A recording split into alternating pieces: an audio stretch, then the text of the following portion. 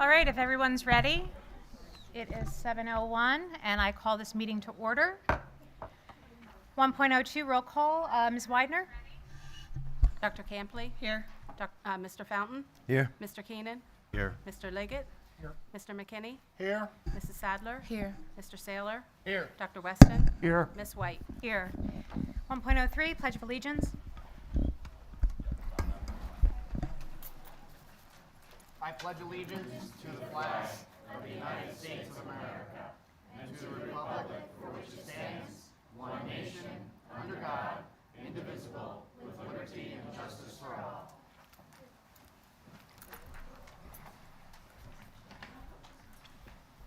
Thank you. 1.04 is the reading of the Perkiomen Valley Mission Statement. Dr. Campley, would you mind? The mission of the Perkiomen Valley School District is to cultivate an inclusive community of learners empowered to grow intellectually, socially, and emotionally. Thank you so much. 1.05 is the approval of the agenda. Is there a motion? So moved. Second. A motion and a second. All in favor? Aye. Against? The agenda is approved. 1.06, approval of the minutes. Is there a motion? So moved. And a second? Second. Motion and a second. All in favor? Aye. Against? Minutes are approved. 1.07 is a special recognition. Mr. McKinney is going to take charge on that and come around here in the center. And then as you are called up to be acknowledged, if you just would stand right here for some photos, and we have a certificate and a little treat. Thank you so much, Mr. McKinney.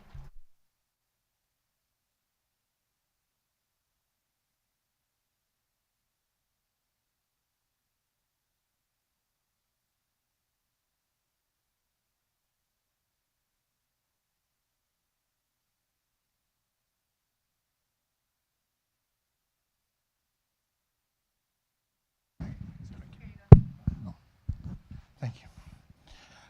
We have a number of exceptional students to recognize tonight. First of all, I'd like to acknowledge Andrew Arnold. In November, high school junior Andrew Arnold became the first and only Perkiomen Valley bowler to score a perfect game in a varsity match. Andrew has been bowling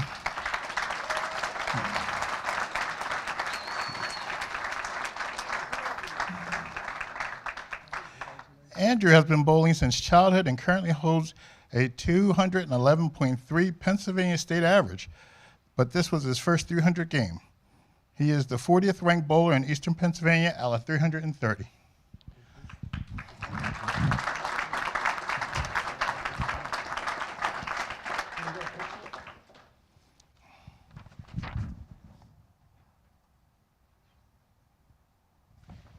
Anybody else want a picture? He's a popular guy. Get one now. All right. Thank you, Andrew. Next, we'd like to recognize Max Tansini. Max?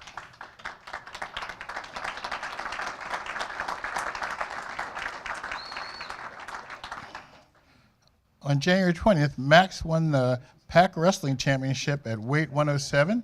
Max is only a sophomore, and this is his second Pac Championship. Good job, Max.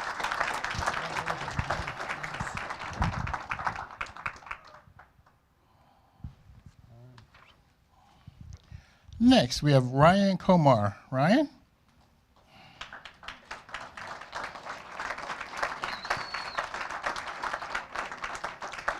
Our next honoree this evening is Ryan Komar, 8th grader at Middle School East. In the fall 2023, he competed in the Personal Budget Challenge, a contest that teaches financial literacy skills with real-life scenarios and consequences, sponsored by the Pennsylvania Council on Financial Literacy. Over 870 middle and high school students competed throughout the state of Pennsylvania. Ryan clinched his first place in the state with a high score of 72,371. Good job.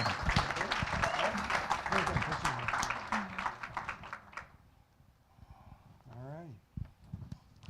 And finally, Ryan, you might want to stand up here. And finally, we recognize our middle school spelling bee winners. Middle School's West Annual Spelling Bee was held on January 11th. Middle School East competition was on January 25th. Both were competitive contests. Congratulations on first place winners, Ryan Komar at East and Anusha Verma at West. Ryan's winning word was surname. Anusha's winning word was, it's really long.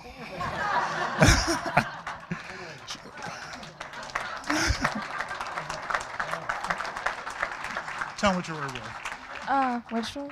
Versailles. Wait, what? Wait. Wait, where is it?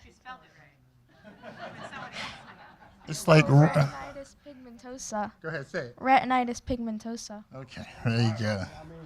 Anisha and Ryan have the opportunity to represent our district at the Scripps Regional Spelling Bee for Bucks and Montgomery County Schools in March. Congratulations to all of our student spellers.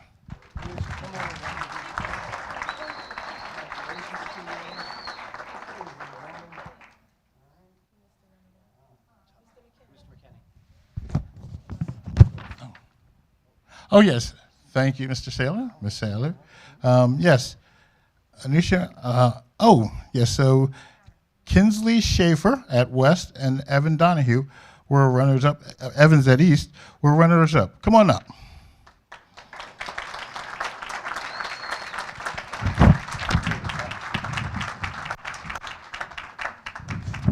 Good catch, Mr. Saylor. Miss it. Okay.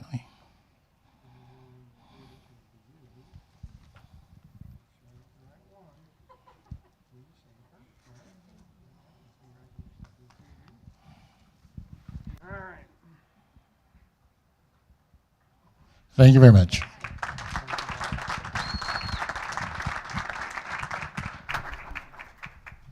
Congratulations to all of the recipients of a recognition. Normally we would take a 5-minute recess, but I think we got some good pictures unless you want to go to the lobby to get everybody together. Okay, let's take a 5-minute recess and we'll be right back.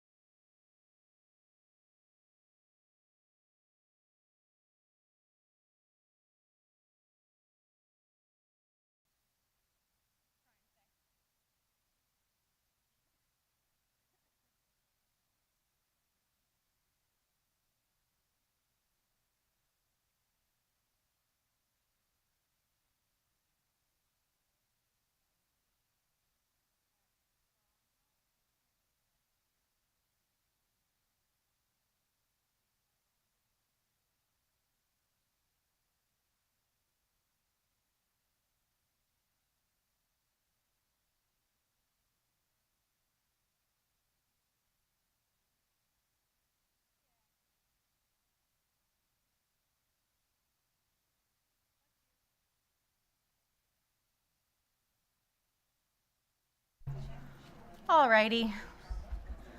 Moving along, we always lose people. That's all right. I call the meeting back to order. 1.07 are comments on any topic. I just want to remind everyone as they come up to state their name, municipality. You have 3 minutes to address the board. It is not a time for dialogue. It is simply a time to let the board receive whatever message you would like to pass along. I will ask that if the behavior or the feeling that you have and feel as though you need to act on is not appropriate for a work or a school building setting, that you take a moment to collect yourself. If you need to leave the room, that's fine. Come back in to regroup. No judgment there, but we are going to keep comments respectful and we're going to keep comments civilized. So that means that while somebody else is speaking, that you don't mock, make fun of, comment while they're speaking. And so I ask for the same decorum from the board, as always, and the public as well. All right, with that, we have Terry Mulville. That's our first registered speaker.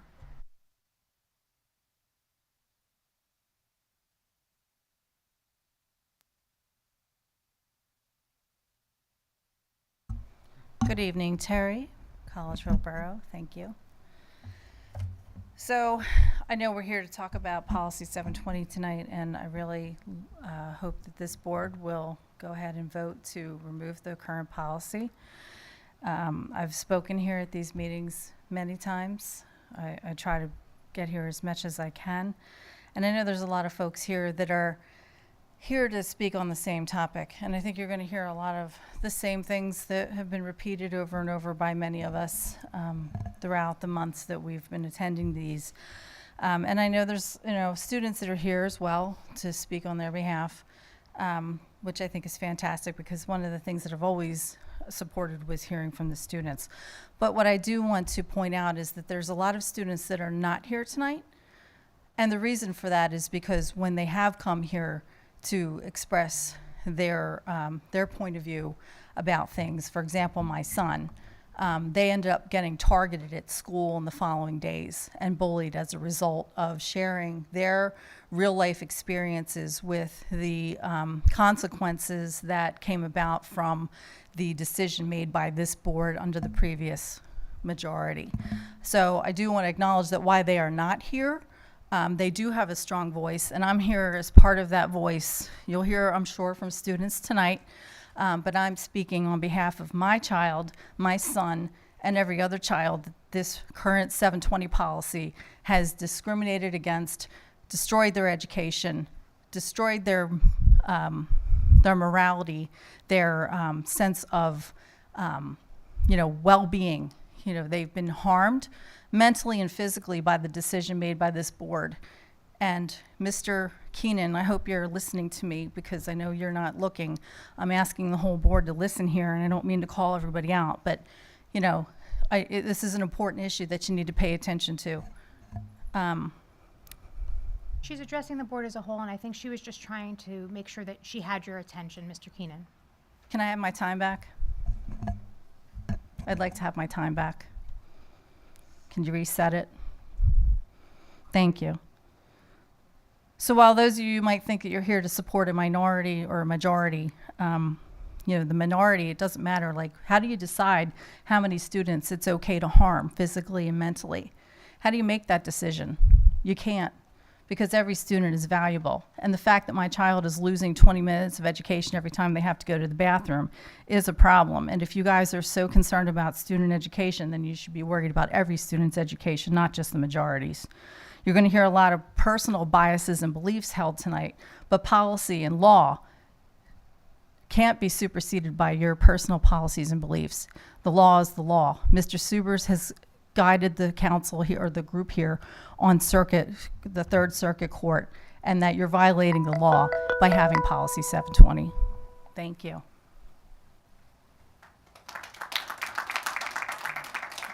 Thank you, Amber Dorr.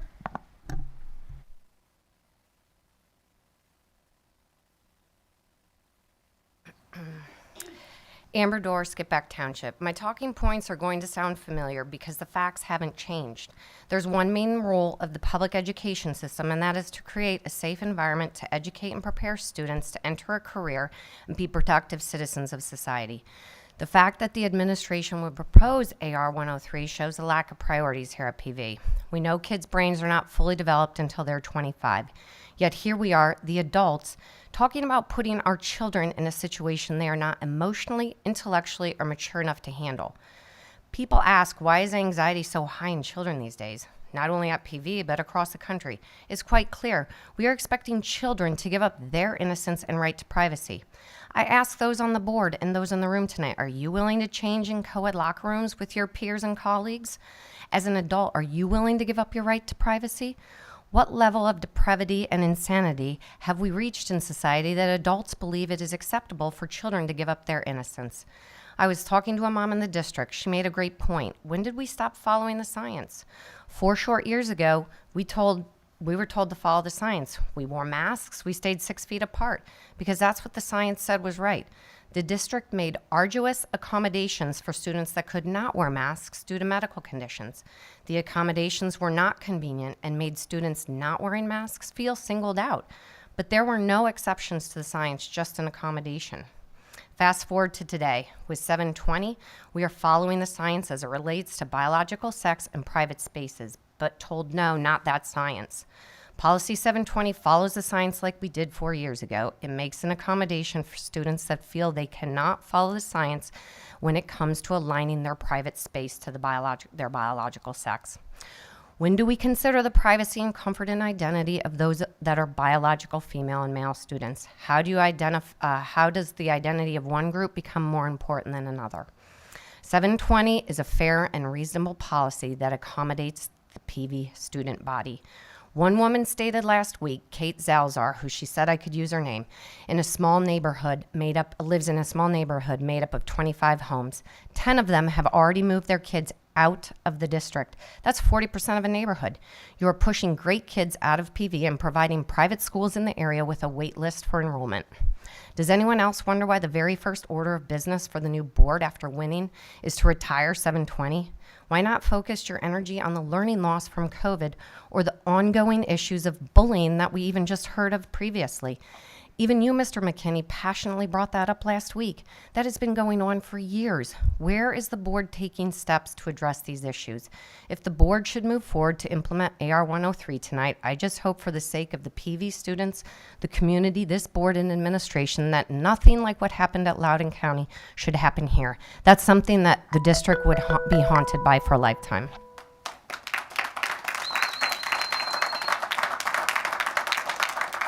Shona McGee?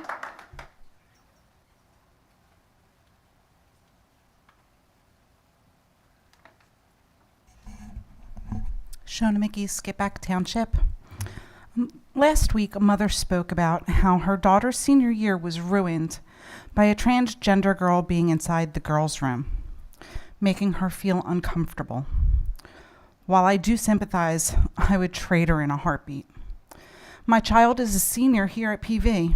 They have a 504 plan for special education. They are also genderqueer. They haven't been in class here since September 19th. They missed homecoming. They'll miss prom. They don't receive their services needed. They're separated from their peers and friends. Now they refuse to participate in graduation. My heart is broken. It's broken for me as a mother who will never see their child graduate. It breaks my heart for them as their senior year was destroyed, every experience they missed but worked so relentlessly to get to. They'll never get that back. When you send your child to school, you want them to go someplace where they are safe and cared for. During the walkout, someone was holding a sign that stated, "We accept you, just not here." And the same day, "Stop Trans" stickers were put on the stop signs and around campus. It's created a hostile learning environment for our children. If you don't know, a hostile learning environment is specific to a school or classroom and defined as a situation of discrimination occurring and creating a harmful setting, intimidating environment, creating fear. a culture that denies, limits, or interferes with someone's ability to gain benefits from a job, program, or school. Now, my child can't participate in school. They can't participate in their sports that they were playing. They can't participate in any extracurricular activities, which inhibits them from scholarships and college opportunities. I just wanted everyone to hear another side of the story. I don't think any of you would want this for your child, yet that's what you're asking for my child, for Terry's child, and other children in our district. You guys get to watch your kids graduate, don't you? I don't, so thanks. However, I do appreciate and support the new board and their strides to make a more inclusive and safe environment for all of the students, so no one has to experience what my child has gone through ever again. No matter what, in the end, these discriminatory policies are wrong. You'll never find a right way to do the wrong thing. Policy 720 is wrongful. It's hurting children in our district, and it needs to be removed.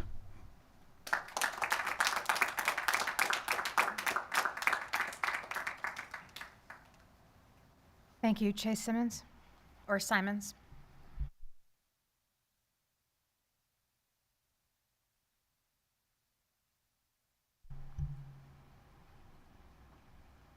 Going once, twice. Okay. And then the last registered is Lisa McHale. Me that actually did register, are you sure?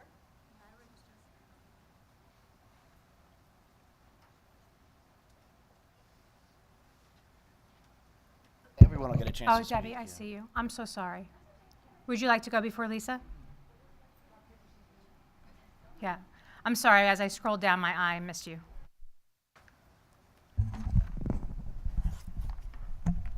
Debbie Leonetti, Skippack Township. I'm here to ask that you keep policy 720 in place. Your job is to protect all students. You're supposed to rule with the majority and make accommodations for the minority.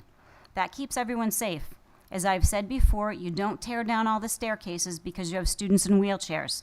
You install ramps and allow them to use the elevator. There must be a compromise, and policy 720 does just that. I am not sure if you're aware, but 10 other states in the United States passed bills banning gender identity bathroom access. This applies to governmental buildings and public schools. They are also beholden to Title IX by the U.S. Department of Education that has been mentioned numerous times here. Some of the other states are Alabama, Arkansas, Florida, and Idaho. These are not local school board bills, but statewide bills. I can share the article with you if you would like. Last week, a resident got up to speak. She's a lifelong Democrat, and she supports Policy 720. You have been given a petition with thousands of signatures. You've received hundreds of emails from the community. I don't think the majority of parents, regardless of their political affiliation, want to have an open bathroom, locker room, and sports policy. I had suggested at the last policy meeting putting this topic on the ballot as a referendum, but was quickly shut down. Why was the first order of business of this new board to reverse Policy 720? Yesterday, I met a school board member from a neighboring school district. I filled her in on what's going on here and asked for her thoughts. She said in her district they have a policy like 720. She was appalled to hear that pornography is in the library and stated that it will not happen in her district. I then mentioned the proposed SEL class that was presented as part of the new curriculum at the middle schools. Her comment was SEL, DEI, and CRT are indoctrination, plain and simple. Is that the direction we want our education system going? What are we doing here? How is this making any of our kids smarter, better, or prepared for graduation? It's causing unnecessary anxiety and division amongst our students. I'm going to say the quiet part out loud. We are in a spiritual battle, folks. Good versus evil. God versus Satan. We're going to have to pick a side.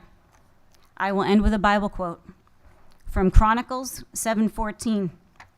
If my people who are called by my name will humble themselves, pray and seek my face, and turn from their wicked ways, I will then hear from heaven, and I will forgive their sin, and I will heal their land. Thank you. Thank you so much. I want to just again point out, as folks are speaking, as folks are speaking at the lectern for their 3 minutes, there should be no comment, there should be no feedback from anyone in the audience. Can everybody hold to those same rules? Thank you. All right, so Lisa McHale. Hi, Lisa McHale, Park Township.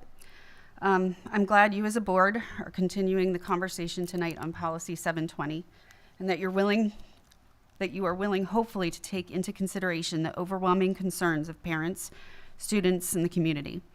At last week's meeting, some board members and public speakers touched on the civil rights issues of the past. Several folks mentioned quite correctly and emphatically that in each of these cases, we finally afforded many marginalized groups their much deserved rights as Americans and as human beings. Some examples given included the Black civil rights movement of the 1950s and 60s, women's civil rights issues, the rights of those with special educational needs, and at past board meetings, disabilities have been mentioned, with the example of parking lots now required to have handicap spaces. All of these rights movements, each of these, have contributed to the forward progress we have made as a nation to provide equal rights to any marginalized group. Also, at last week's meeting, the question was raised that why wouldn't we afford the same rights and opportunities to our transgendered community members or students? Great question. Let me just answer that by saying that in every one of these previous examples given, not a single right of any other human was taken away. Allowing people of color to work, to become educated, to work, intermarry, and go to the bathroom with those of a different skin color. Affording women the right to equality, providing equal opportunities to the disadvantaged. In all of these cases, these changes absolutely did not negatively affect one other person. To equate the transgender bathroom issue here at PV with that of a civil or human rights campaign is simply a flawed thought process. Maybe it's the libertarian in me that sees this clearly, although I am a registered Republican. But it is of the utmost importance that while we are providing rights to one marginalized group, we are not infringing on the rights of another, as this would be an outright injustice. Especially in the case of young innocent women and girls who are vulnerable at the young ages they are as they enter into high school.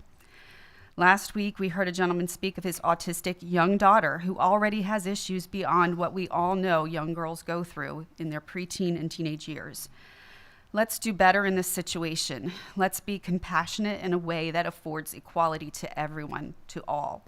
This standard is currently covered and working in Policy 720, and dropping it won't work. Let's continue to provide common decency and privacy in our already existing, clearly marked boys and girls restrooms. Thank you. So much. That was everyone that was registered, I think. And now we would open the floor to anyone else that would like to speak. Oh, Allison Kotze, I see there was a...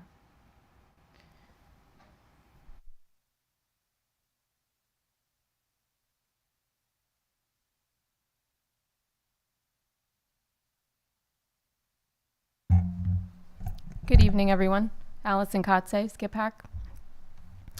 So I keep hearing a lot of talk regarding the concern over a legal suit should PV keep the Policy 720 in place. And I'm here to say, so what? As parents, administrators, and educators, these children's innocence matters more than what might happen if 720 remains. So what? Since when is law perfect? It's not, which is why it is constantly changing to deal with the new challenges we face together as a society of human beings. I say again, so what? You are all here because you say you care about our children in this district. Prove it. You have heard over and over again from many of us on the lack of common sense and logic you display here with the bathroom policy. Here is a reminder of a few important facts.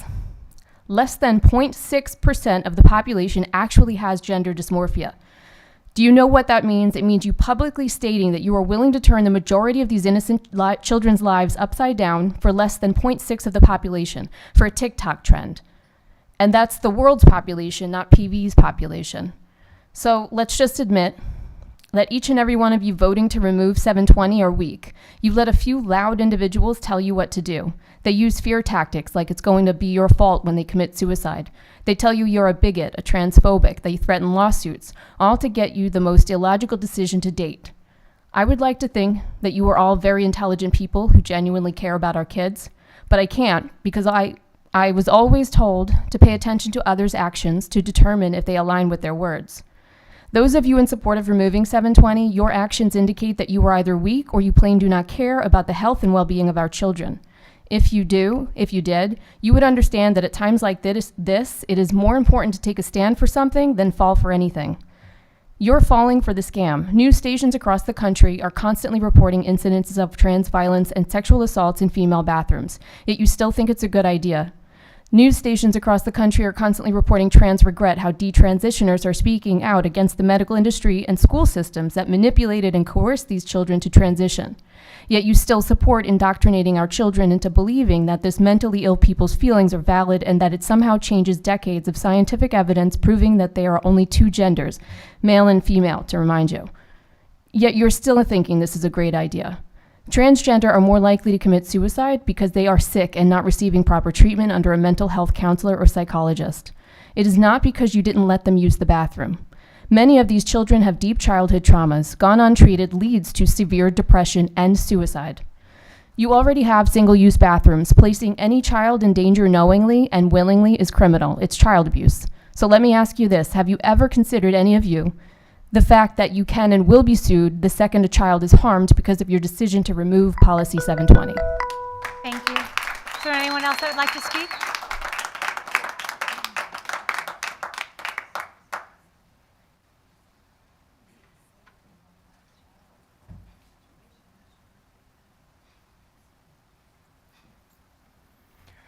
Corey Holtz, Perkiomen Township. Last week, Mr. Saylor spent about 10 minutes making an opening statement about Policy 720. Multiple times made references to transgender participation in sports.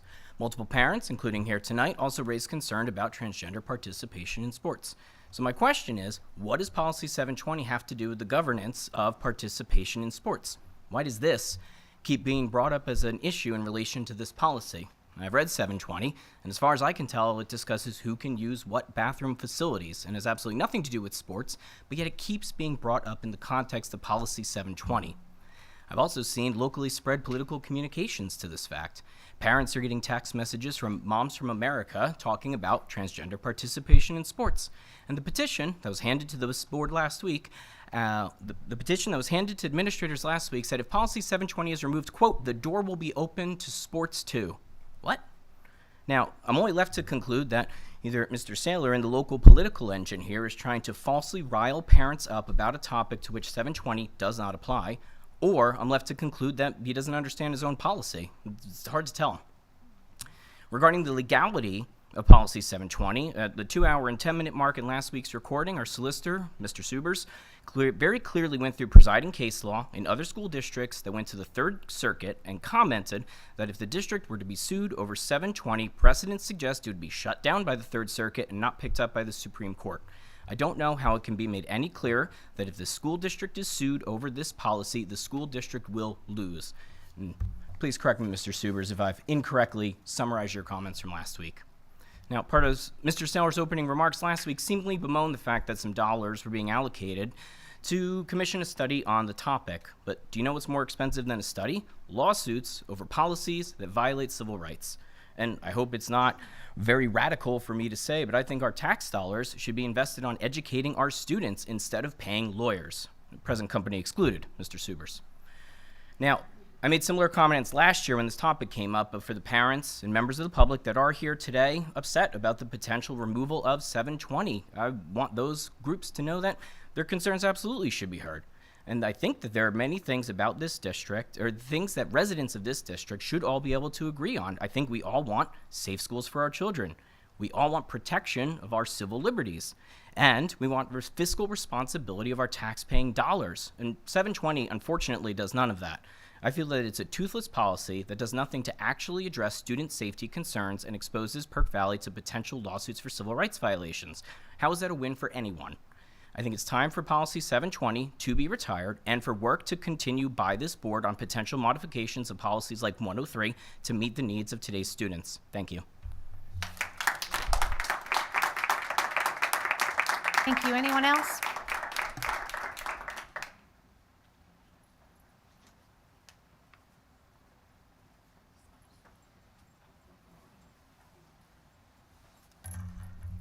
Kim Mayer, Skippack Township. I'm asking that this discussion be deferred until next month. As I was getting ready to leave to come to the meeting, I quickly looked at the agenda again, opened up the AR, and the AR has been revised. So the AR that was provided last week up for discussion is now very different, and the majority of this board ran on transparency. I'm asking to, for transparency, to give the public time to actually read the AR, since we had a whole policy meeting where the topic and focus of the past AR that's no longer attached to policy 720, that was the topic of the policy committee. I'm asking that we have time to digest and that the board would have time to digest and discuss. Thank you. Thank you. Anyone else?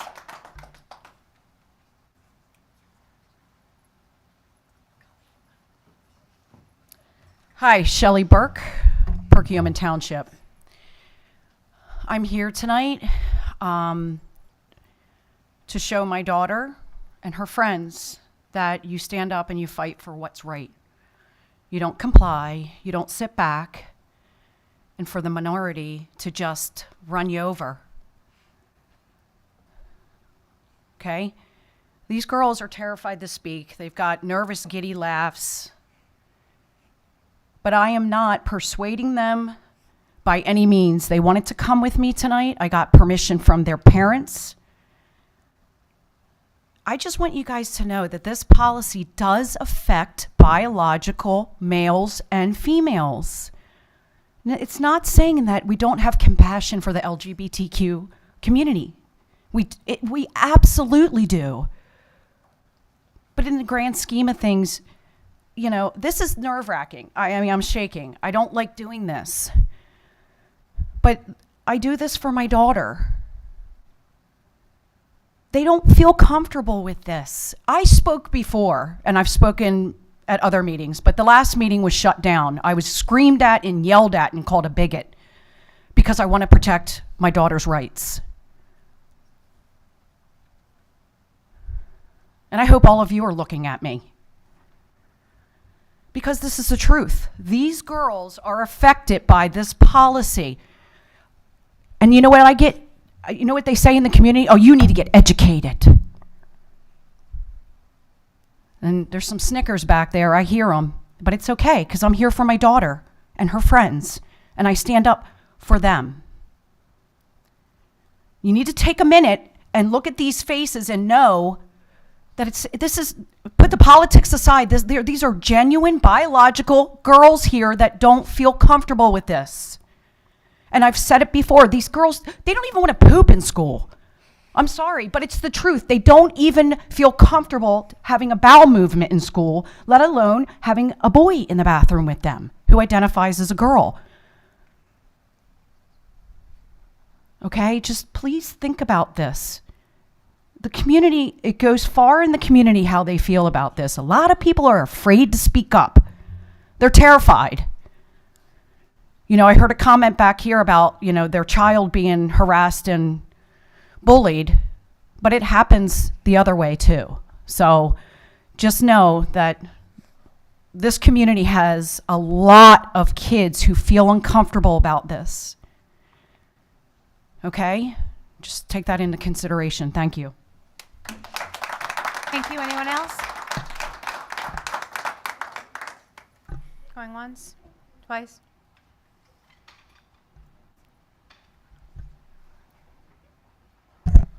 Tim Jagger, Lower Frederick, obviously here in support of Policy 720. And I asked about it last week. Another week has passed. Have the students been polled? I'm assuming no. My daughter didn't get any emails, notifications, asked which way she would want to go.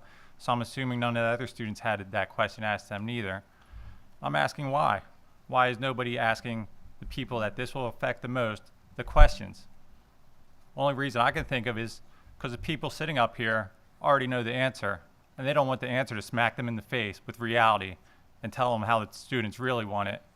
They just want to do what they want and not listen to anybody and act out of ignorance. Something else I heard about that I would like to possibly get something changed on. The school had not a pep rally, but something in the gym for all the kids. I think we should have this recorded in much the same fashion as this and broadcast for all the parents to be able to see, so we know exactly what's being told to our children during these things in the gym. One other thing I would like to bring up, everybody talks about the Third Circuit Court, and the Supreme Court didn't take up the case. Well, if we look at statistics, because everybody loves statistics, look how many times the Supreme Court has overturned the Third Circuit's decisions. It's more than not. So I believe if this was taken up by the Supreme Court, it would show that the Third Circuit Court acted unfairly. Thank you. Thank you. Anyone else?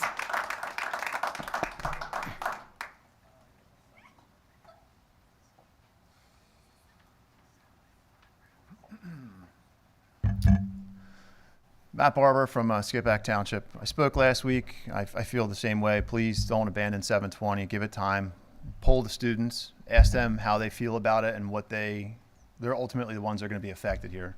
See what their opinion is, their true opinion. I also just had a quick question, and it's for the solicitor. And I just want everyone here to understand what indecent exposure is. So I have the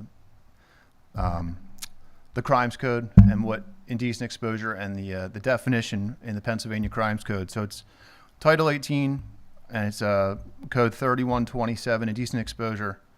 A person commits indecent exposure if that person exposes his or her genitals in any public place or in any place where there are present other persons under circumstances in which he or she knows or should know that this conduct is likely to offend, affront, or alarm.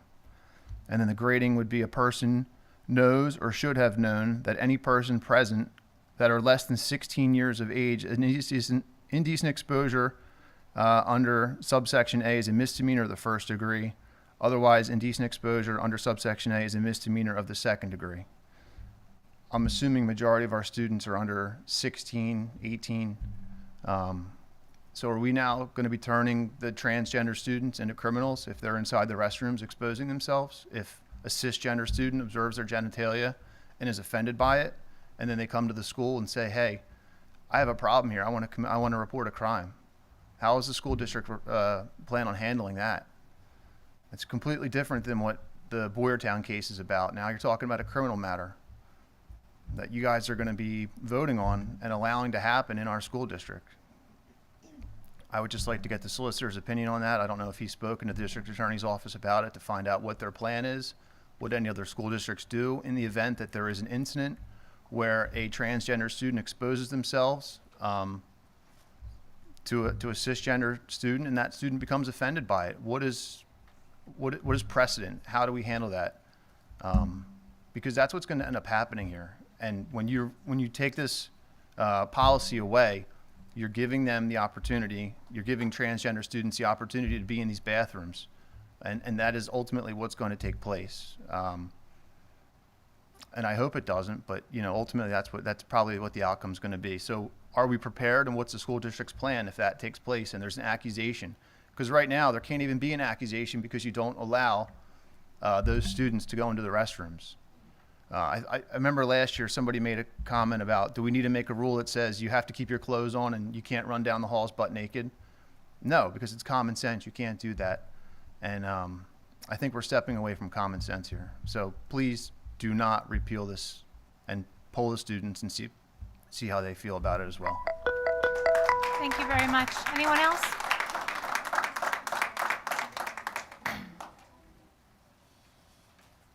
All right, seeing no one else, we are moving on to Oh, I'm so sorry. Come on up.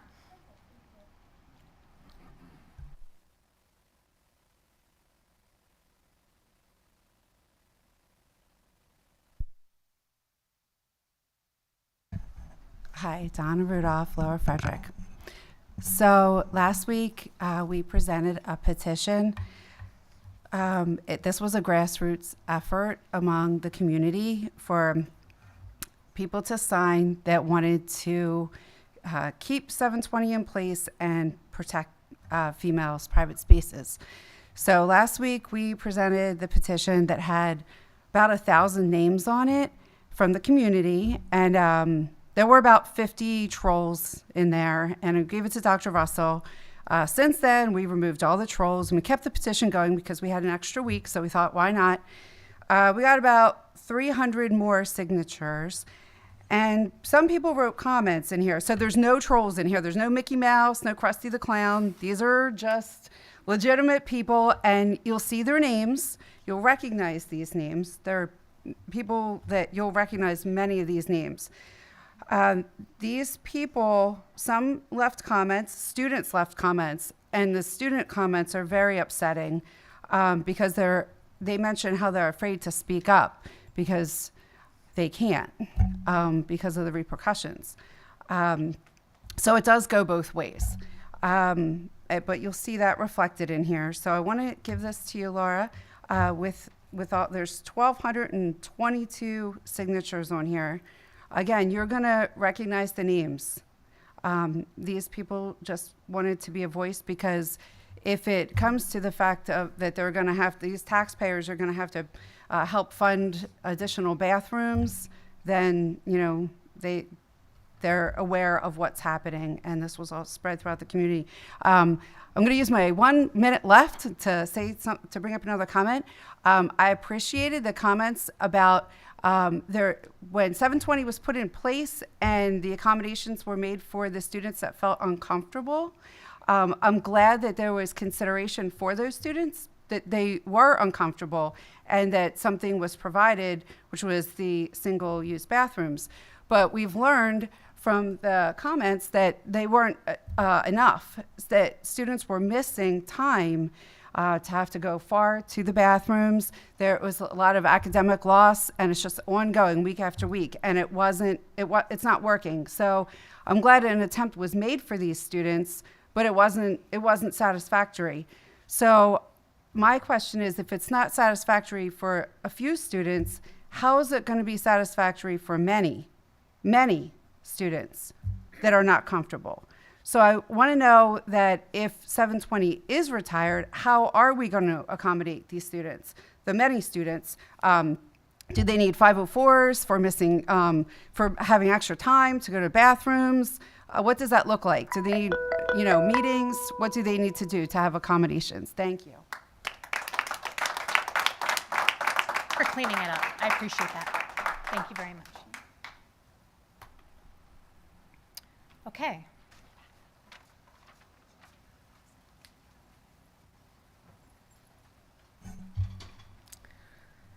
Judy Lofton from Skipback. So I'd like to speak just for a moment about the survey that was handed in, and I'd like to talk about something that's called dead naming.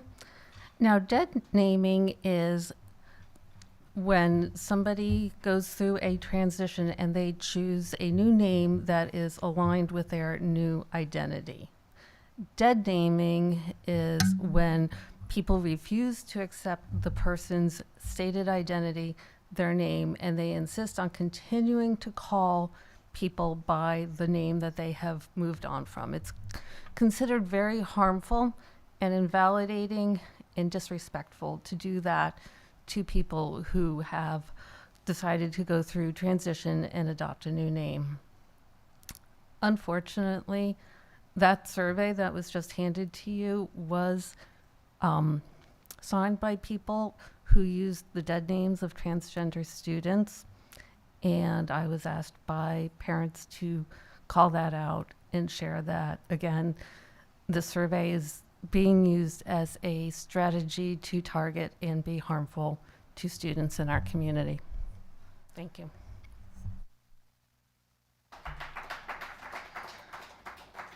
Thank you. Anyone else?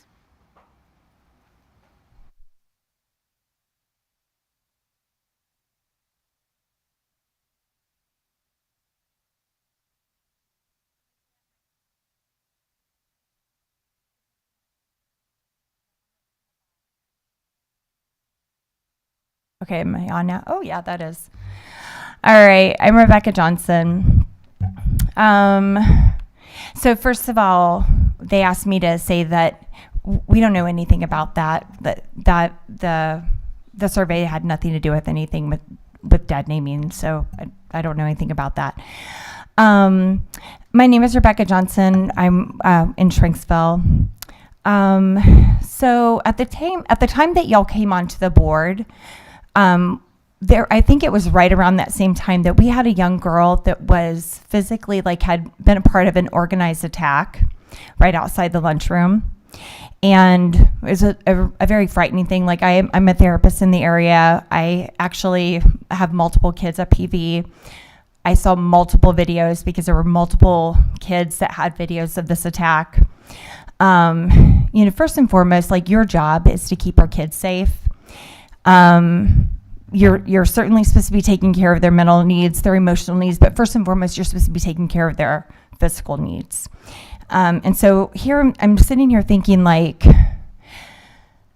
we're talking about walking in and dismantling more and more safety features. And I'm just feeling when I go into the school, I don't really like that I have to go in. I feel like I'm walking into Fort Bragg, but I feel like that is important. I have to come in, I've got to show my ID, I've got to do all these kinds of things. It's not something I like to do, but I know I have to do it. I don't feel good about it, but it's something I have to do. So I feel like we're sitting here dealing with something that is, we're dismantling things. We have had chaperones, especially for teenagers, middle schoolers. We all know middle schoolers that are sexually active at East and at West. In this high school, sexually active kids. How are you going to keep boyfriends and girlfriends from meeting and texting each other, meeting in the bathrooms? Hey, I'm meeting here, I'm meeting there. I'm gender fluid today, whatever. How are you going to do this? It doesn't make any sense to be dismantling limits and rules and things like that. I just feel like there's so many things that we don't have figured out yet. Another thing is I work with children who have been sexually abused, sexually assaulted. That's another thing that we're not even looking at. I know girls that have been abused and molested that are terrified of what is about to happen here, that have come to me, that we've had therapy sessions on this, that are terrified of what's going on. They're not going to come to you. They haven't come to you. So that's another thing. And also, my daughter has been attacked and harassed. My work has been attacked and harassed. So it does go both ways. Very much for sharing. Is there anyone else? All right, we're going to move on. 2.01 was a special presentation, special education last week. 2.02, do the students have anything else with regards to a liaison's report? So good evening. We hope you all had a nice weekend since our last meeting. Just here to highlight some of our students and our teams. Firstly, our girls basketball team recently defeated Pope John Paul in the semifinals to move on to the championship game this Wednesday. We would like to encourage the community to show out and support the girls as they search for their second consecutive championship. And then our kindergartners and first graders across the district recently celebrated their 100th day of school by dressing up and creating posters. This tradition has been occurring for years, and we're happy to see our young students enjoying it. Next, our high school ski and snowboard club took their annual trip out west last weekend. They visited Big Sky Ski Resort in Montana, and they enjoyed fresh powder and had lots of fun on the slopes. Our high school winter pep rally is this Wednesday, February 14th. This event will honor our winter sports teams and extracurriculars as grades compete against other grades, and we'll see who comes out on top. And finally, we'd like to congratulate senior Griffin Crothers on winning the Pack Diving Championships for the second year in a row with a score of 393.2. Congratulations, Griffin, and well done. That's all. Thank you. Thank you both. 2.03 is a president's report. I do not have one. 2.04, Dr. Russell gave a report last week. Dr. Russell is currently out of state on a professional conference. We have Dr. Dietrich here manning the ship, and we appreciate that, so thank you. And I assume you have no report unless, okay. And 2.05 is the solicitor's report. Mr. Subers? I have no report. Understood. 2.06, district and committee reports. Does anyone have anything to add with regards to that? I do want to point out there was a superintendent's roundtable for the purpose of discussing in an open forum safe and supportive schools. As Dr. Russell and I think board members have also had conversations about, the superintendent's roundtable and the communications committee is now merged into one committee with the intention of actually creating open dialogue and ongoing relationship development between administration, the board, and the public. So I understand that there wasn't too much of a public showing. 2 folks showed up, okay. And so again, these are streamed, they're live streamed. Obviously, there's a lot of meetings that happen month to month, and there are other activities in the buildings. But I just wanted to continue to impress on all of the public, both parents who have children in the district, as well as folks who are residents and taxpayers, that committees and these types of engagement opportunities are really the most productive place to bring your concerns, bring your ideas, and to really, again, roll up your sleeves and help to do some of the work, because it is an ongoing dialogue and conversation, and it's really not intended to for all problems to be solved at the board table. And with that, we are on to 3.01, which is the approval of the consent agenda. Do I have a motion? Move to approve the consent agenda. And a second? Motion and a second. All in favor? Aye. Against? Consent agenda passes. Dr. Campley, Education. 4.01 was the Education Committee of the Whole, which we did last week. 4.02 and 03 were on consent. 4.04 we had kept off because we were looking into getting some more information. It looks like we have some updates on cost, so I think, Dr. Dietrich, are we ready to now add that for me to make a motion? Yeah, I think it's ready for a motion. Okay, so I'll make a motion to approve overnight trips due to the request to approve the following overnight trips as reviewed for a percussion ensemble and indoor color guard. Is there a second? Second. A motion and a second. All in favor? Aye. Questions or comments? Oh, I'm so sorry. Questions or comments? Seeing none. All in favor? Aye. Against? Motion passes. 4.05 was the enrollment report, which we did last week, and 4.06 is a new item that was added. It's a motion to approve a structured literacy grant. Are there any questions? If not, I will make a motion to approve that. I think I did that out of order. Is there a second? Second. Motion and a second. Dr. Campley asked if there's any questions, or is there any clarification? Do you have anything, Dr. Dietrich, to add to this update? We are thankful for the structured literacy grant, and we're working to administer that grant, working with our teachers as we continue to grow as a school district. Thank you, Dr. Dietrich. That ends your session. No, we got to vote. Oh, I'm so sorry. Gosh. All in favor? Aye. Against? Motion passes. Now I'm done. Thank you. Distract me for too long, I forget where we are. 5.01. Mr. McKinney, go ahead. Last week, Mr. Weaver gave us the Finance Committee report of the whole. 5.02, 5.03, 5.04, 5.05, 5.06, 5.07, 5.08, 5.09 are all on consent. And 5.10 is a report about grants and donations. Thank you, Mr. McKinney. Section 6, payment of bills, Mr. Keenan. I'll handle 6.01 first. I'll make a motion for ratification of bills and payroll and authorization of payments. Motion, is there a second? Second. Motion and a second. Any discussion? Seeing none, all in favor? Against? Motion All passes. right, that ends 6.01. 6.02, I'll make a motion to approve the treasurer's report and financial statements. Motion, is there a second? Second. Motion and a second. Any discussion? Seeing none, all in favor? Aye. Against? That ends my section. Thank you, Mr. Keenan. I appreciate it. Section 7, Mrs. Sadler, professional personnel.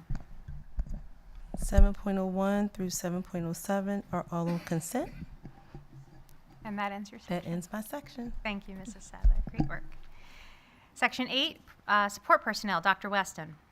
Thank you, Ms. White. Item 8.01, 8.02, 8.03, 8.04, and 8.05 are on consent. Item 8.06 is an approval of a separation agreement. The recommended action is a motion to approve the separation agreement of a support staff member from the district due to performance issues, and I so move. So motion, is there a second? Second. Motion and a second. All in favor? Aye. Against? Motion passes. And that ends section 8. Okay, that brings us to section 9, governance. 9.01 is the first reading of policies as presented. 9.02 is a motion to retire policy 720 and further direct the policy committee to develop revised policy language. Is there a motion? Dr. Weston makes the motion. Dr. Campley seconds. Is there any discussion?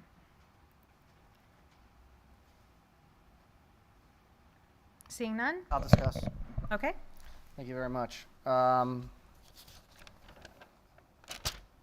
So first of all, I just wanted to clarify something that was said during public comment. We talked about some text messages that were sent to the community from Moms for America. I don't know anything about that, but I do see that there is a news report that just came out around 6 o'clock today on CBS that stated that Red, Wine, and Blue, which is an organization advocating for educational issues, are helping parents in our school district about this quote-unquote policy controversy.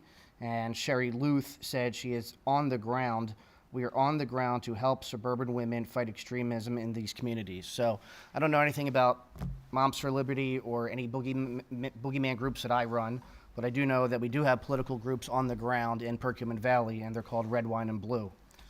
So I want to talk a little bit about the locker room and bathroom policy, which is policy 720. First, I want to talk about the onus has always been on policy 103 and how policy 103 led to the school district allowing students who identify in a different gender to use the bathroom and or locker room. And in the authority section, it clearly does state, in the authority section of policy 103, it clearly states gender identification. Policy is very tricky when you get down to the definitions in the policy for discrimination.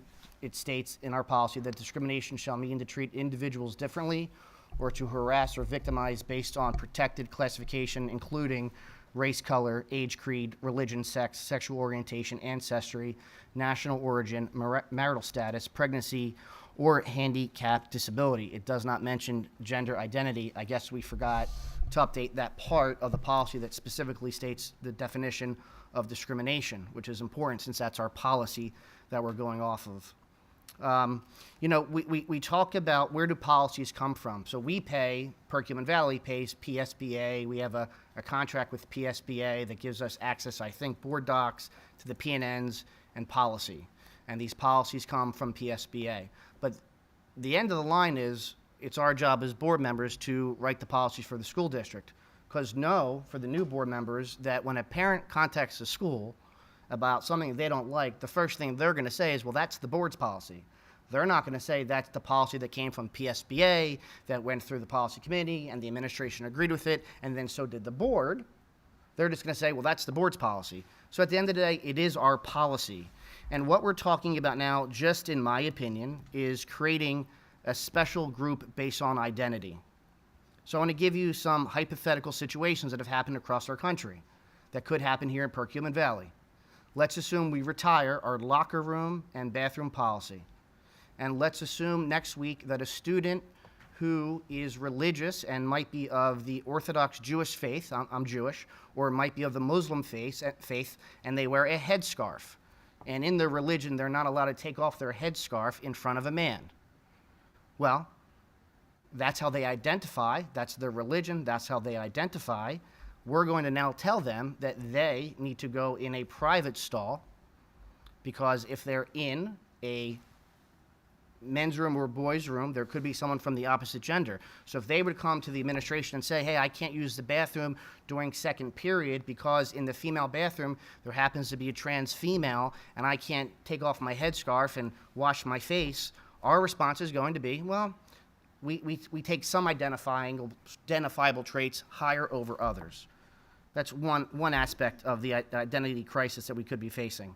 We have elevators in our school district. Obviously, we have elevators in our school district because we have some students that can't take steps, maybe because they have a disability, maybe because they broke a leg, and it takes them time to get from class to class. We afford them the opportunity to leave class early, if need be, to get to their class, because we don't have 9 elevators. We don't have as many elevators as we do have walking shafts for students to walk to and from class. We don't have handicap we don't have curb spots for in every single door entrance in our school district that makes it accessible to everybody, but we do afford accommodations, some, not all. But what we're talking about now is creating, based off of one identifiable trait, all accommodations. And we're picking one identifiable trait over others, and I don't necessarily think that's a fair thing to do, because that creates discrimination. We're saying that this one identifiable trait is more important to us than other identifiable traits. We talk about how changing the locker room policy could affect sports. But first, before I go to that, we'll talk about the new AR. The original AR that was discussed at the policy meeting cited what a transgender student was and what a non-transgender student was, and that's no longer there. But what's most interesting in the new AR and in the OMB information presented from the administration is that they too are okay with some discrimination. The fact sheet based off of the new Title IX regulations that were finally sent to OMB are different than what people thought they might have been. Over the last 50 years, since Title IX of the Educational Amendments of 1972 was signed into law, it paved way for tremendous strides in access to education, scholarship, athletics for millions of students across the country. In spite of the progress, women and girls still face fundamental barriers to equal education opportunities. In spite of the historic progress, women and girls still face fundamental barriers. I'll move on. The department proposed regulations will strengthen protections for LGBTQI students by classifying Title IX's protection against discrimination based on sex to apply discrimination based on sexual orientation and gender identification. And I agree with that 1,000%, because the stories that Dr. Russell used to tell me about of things that happened in the 70s and 80s and 90s in our school district based off of how someone looked are embarrassing. And I'm glad that we're going to put ourselves in a position that that would not happen. But it's very interesting. The proposed regulations would clarify Title IX's prohibition on discrimination based on sex applies to discrimination based on sexual orientation and gender identity. They would make it clear that preventing someone from participating in school programs and activities consistent with their gender identity would cause harm in violation of Title IX. But it doesn't have a period. It has a comma, except in some limited areas set out in statute or regulation. And who, my fellow board members, does that since the federal government and the state government has abdicated their responsibility to handle hard issues of the day? Well, our Constitution in the Commonwealth of Pennsylvania says we handle that. And we are allowed, except in some limited areas, to set out statute and regulations, which is specifically what Policy 720 did. It set out a regulation. Now, what's most interesting is the Department of Education has decided to put a pause. The department plans to issue separate notice proposing rulemakings to address whether or how the department should amend Title IX regulations to address students' eligibility to participate on a particular male or female athletics team. I guess they deem it's okay to discriminate just a smidge. So the question really comes down to, what exactly are we doing? The federal government clearly doesn't know what they're doing. The courts are all over the place because there's vagueness in the policies that were sent to the OBM. They're saying right here, except in some limited areas set out in statute or regulations. They're saying right here again that they're not sure how they're going to handle sports. If we just remove the policy, gone, we know that tomorrow someone could apply to our House principal, and because the PIAA says it's up to the House principal, they could add a trans student on an opposite gendered team. Some of us think that's okay, and some of us don't. But it's our job to set the policy, not to rip it up, not to get rid of it and go to vagueness. And when I mean vagueness, because we're going off of Policy 103 that in the authority states gender identification, but in the definition doesn't state. Now, I'm not a lawyer, nor am I a judge, but I can certainly see where someone forgot to copy and paste something into a couple spots in the policy, which sadly happens. So these are all interconnected. We're either going to discriminate a little bit, or we're not going to discriminate, or we're going to set statutes and regulations which we're allowed to do. Mr. Subers, may I ask you a question? Could the school board or any school board make a policy that states that men can't enter the building? Would that be allowed? No, would not. No, you would not allow that to happen. You would object at the meeting, correct? You would say, you can't make that policy. I would attempt to provide the district appropriate legal advice. In public? In relation. It depends on the circumstances. Generally, I provide my legal advice in executive session on matters that could But you would specifically tell them that is illegal, you cannot do that, correct? If the question was presented to me, yes. Yes. Did you tell the last board that Policy 720 was illegal, you can't do that?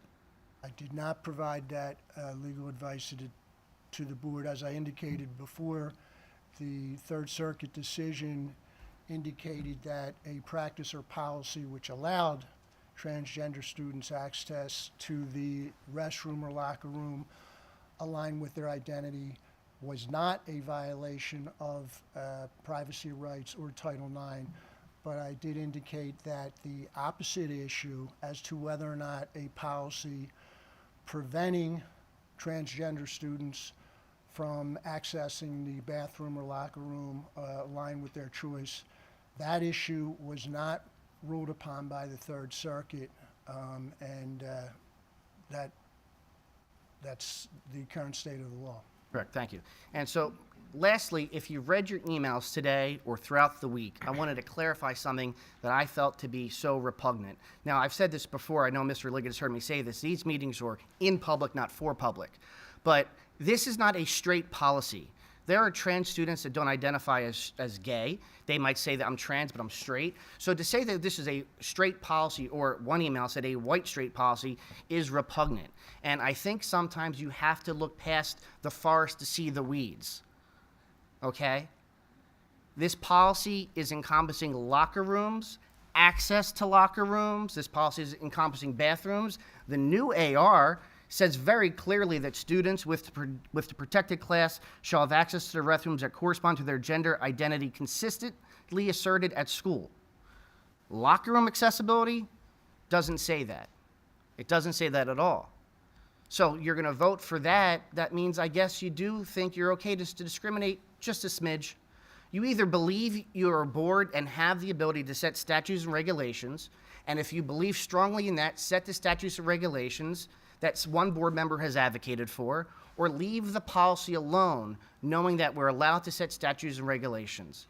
And if someone's going to sue us for a Title IX infraction, so be it. But what I say to this is don't get stuck in the emotional aspect, because I can tell you stories of many students who have left this school district from Middle School East last year. They left the school district in droves. I can tell you issues of students that left. And I'm not talking about policy 720, and I'm not talking about the book policy. I'm talking about things that have happened that students have left. And it makes you really upset that any student is not experiencing everything that this community has to offer. There's a lot of shit that happens in this school district. Mr. Saylor. There's a lot of stuff that happens inside the school buildings that as a board member will drive you crazy because it's unfair. But we can't be emotional when we make these decisions. Thank you very much. I apologize for cursing.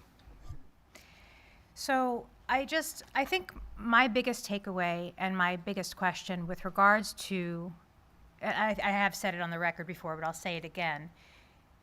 This policy wasn't in existence before October.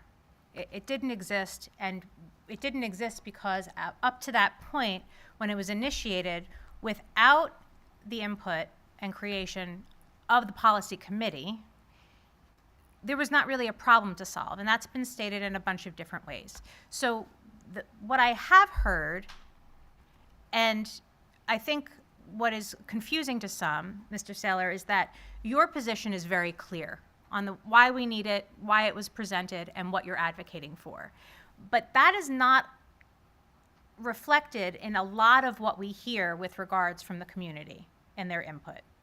And so because I feel like the main thread of what's trying to be accomplished here is behavioral, I think that that's really what needs to be the focus. And that's something that I brought up during the policy committee that Mr. Fountain ran, and we worked to revise the language. If what we're talking about and what our concerns are around behavioral issues, and the idea that we have students as part of our student body that would go out of their way to be nefarious or to create harm or to create unsafe environments for other students, that needs to be addressed wholeheartedly, full stop, zero tolerance. And so that to me is the weeds. If we need to get down to the core root of something, and the core root of it is behavioral, regardless of who, what, where, whatever the infraction is, whether they're gay, straight, trans, cis, that's irrelevant. If there are actors, if there are students in our buildings who are unwilling or unable to follow the protocol and the expectations put in place by our school district, then that needs to be addressed. Because nothing written in any policy will address that unless there's compliance from the student body and implementation and support for our teachers and staff. So I guess with that, Dr. Dietrich, can you talk a little bit, because I know that there's also confusion around this, with what the difference is between a policy and an administrative regulation, and whether or not, and what the board's role is in both of those. So the board sets policy. I think the board understands their role as policymakers, and that's critically important that a school district has a board that sets policy. It's been explained to me that the late, great, and I will say that, Dr. Rogers had started the practice of developing administrative regulations in Perkiomen Valley so that administrators had the opportunity to understand how they should administer board policies. And with all of that, an administrative regulation was created with respect to 103. And we have that in front of the board. It's in front of the community now. There were some adjustments that were made to 103. There was an observation made by community members. Some of those changes were made recently, and that is accurate. And in 103, we have a section that does deal with the incident of discrimination, harassment, or violence, should that occur, what steps would happen. They're numbered 1 through 7 on page 3 of the administrative regulation. And I can certainly read those for the benefit of those that don't have the administrative regulation in front of them if you would like. But it's being shown Mr. on there. Ganesh pulled up the administration's recommendation. So Dr. Dietrich, does the board need to weigh in or advise the administration as to what the regulations that they set forth for their employees should follow? So I mean, that's a matter of how boards operate, in my opinion, and I was a board member, as many of you know, for 16 years. I was a board president for 6 of those. And we gave the administration the responsibility to administer the schools, to administer the policies of the school district.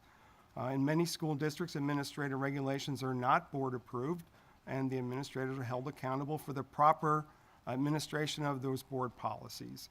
So I'm not sure that there is a hard and fast. I think Mr. Subers could give a legal opinion on that. But generally, I believe that most school districts don't necessarily approve the administrative regulations, but clearly they have the responsibility to set the policy. So Mr. Subers, I would agree with that. So with regards to the revisions of the AR, one of the things that I just sort of am putting my hands around, because again, unless you are really into policy just because it's fun, you're not necessarily in board docs pulling up, Mr. Leggett's laughing. You're not really pulling up policy to just read through it for funsies, right? So the administrative regulations that are associated with the execution and the expectation for teachers and staff for a particular policy, they are located in board docs attached to the policy. And so if there are ever revisions made, that would be appropriate then for that to happen. But it would happen not unbeknownst to the board per se, but independent of the board's action. correct. Okay. And so previously, when I went to go through policy 103, I went to go look for the administrative regulations that were attached, because we were presented with a form that would need to get completed by either a parent or a teacher or staff member to be reported to HR. So it didn't address anything behavioral that had to happen in a building. So the question I posed was, how do teachers know what to do? If a teacher is in a classroom and they see students engaging with each other in a way that would be disrespectful or a way that would be an infringement on their safety or their rights as a protected class, what do teachers do? How do they know what to do? And so the answer was verbally very easy, and I was given their responsibilities. They are to fill out a certain form depending on what building they are and what level they are. So what 103.2 does now is that it actually codifies what needs to happen and what obligation teachers and staff have under the charge of executing policy 103, which is the board's policy. Are you saying we have a Title IX coordinator? He's our HR person. That is not what I'm saying. What I'm saying is it was not explicitly written what individual steps needed to be taken with regard. That's against the law. Every school building is supposed to know how to handle a discrimination infraction. That's not what I said, Mr. Saylor. Please, that's not what I'm implying either. Oh, okay. What I'm saying is individual teachers. Well, if individual teachers didn't know, then that's a major problem that should be addressed, that the board should be made aware of, because every teacher in this school district is supposed to know how to handle. And I am not at all saying that they didn't. I am saying that it wasn't explicitly written for the public in an administrative regulation attached to the policy what steps are expected to be taken in the classroom. If I'm a parent, I want to know what my child's protection is going to be and who's responsible for that. The administrative regulation cites specifically what the expectation is without any questions to be taken. I'm not saying that teachers weren't doing this. I'm not saying that teachers weren't aware of it. I'm not saying any of that. And furthermore, What I am saying is that the fact that there is a notion that administrators, principals, teachers, support staff are not currently speaking up and looking out for our students' best interests in any protected class, this is why I'm saying it's a behavior issue. Zero tolerance. It's not okay to make a joke about that. It's not okay to, oh, I'm friends with him. Zero tolerance. And I think that that's something that, Mr. Saylor, you can truly appreciate, the zero tolerance in the bullying. I feel as though that is a common ground that all of us can be on board with. And so if this is the case, when an incident of discrimination, harassment, or violence occurs, the following steps shall be followed. There are no questions. There's a link to the student handbook, the code of conduct. Every student in our building, there is an expectation in the beginning of the year set with them as to what their responsibilities are and what their obligation is and what they're here to do, and that is to learn. So the notion that somehow our students will now say, this is a free-for-all, and I'm going to just expose myself because there's no policy in place. There was no policy in place a year ago. There was no policy in place before October, and that wasn't happening. So why is this behavior all of a sudden the issue? And I don't necessarily think that that's been your argument, Mr. Saylor, because you haven't even once said that. But you can see how there's a line between what you're arguing for and what the perception is of a problem that doesn't exist. No, what I think happened is that someone came to a public meeting and said X, Y, and Z, and nobody else knew about it, and so it's created a kerfuffle. That's what I think has happened. I can tell you, and I've said it before in public, that in my 2 years as board president, I multiple times asked the administration how they would handle this situation, and multiple times was lied to. I was told they did X when we found out they did Y. That's why I put forth policy 720. Nothing else had to do with anything else that other people are saying. You've never heard any of the things that you just spoke about come out of my mouth at all. And I agree with that. And Right. my concerns about the new policy makes it, because Well, there is no new policy. the new AR, which you're saying is now just public for people to see, which is great. But I want to make sure we're on the same page. Everything that's on there, and there's actually things missing, because by law there's other things that are supposed to be happening, we've already been doing. And yet, you've been on now 6 years, correct? 4. 4 years. How many Title IX infractions have you had when you've been on the board? 0. No, we've had 2. 2 formalized hearings? Never. No hearings, but we've had 2 Title IX infractions that we know about. Complaints, correct. 2 complaints in 4 years.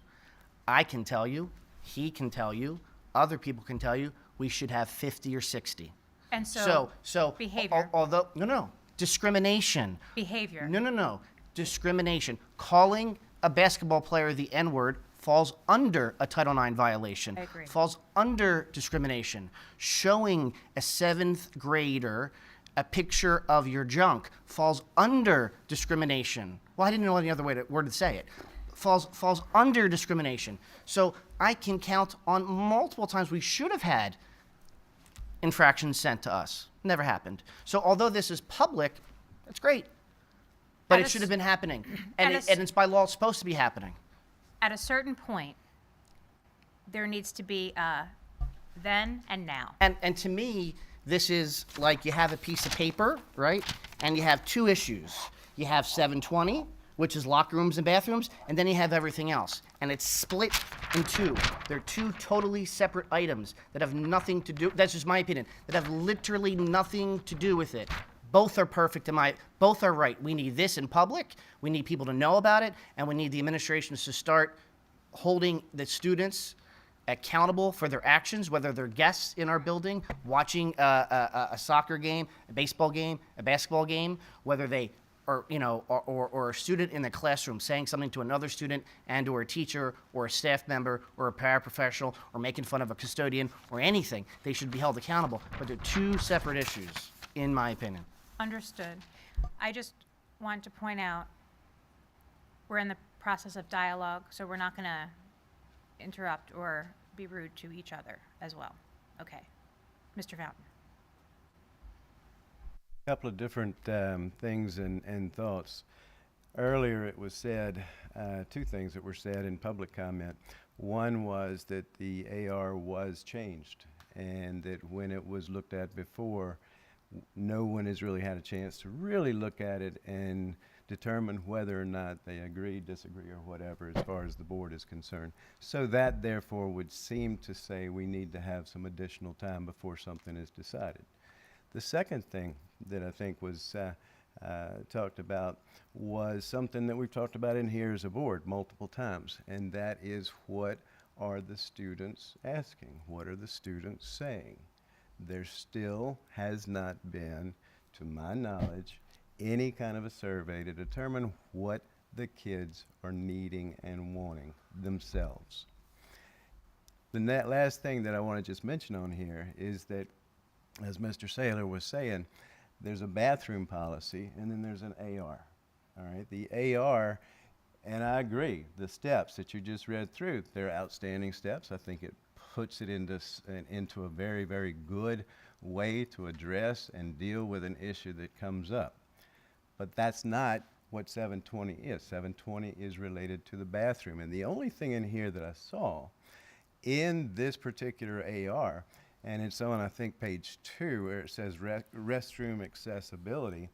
It says students within the protected class shall have access to the restroom that corresponds to their gender identity. Not their biological sex, but their gender identity.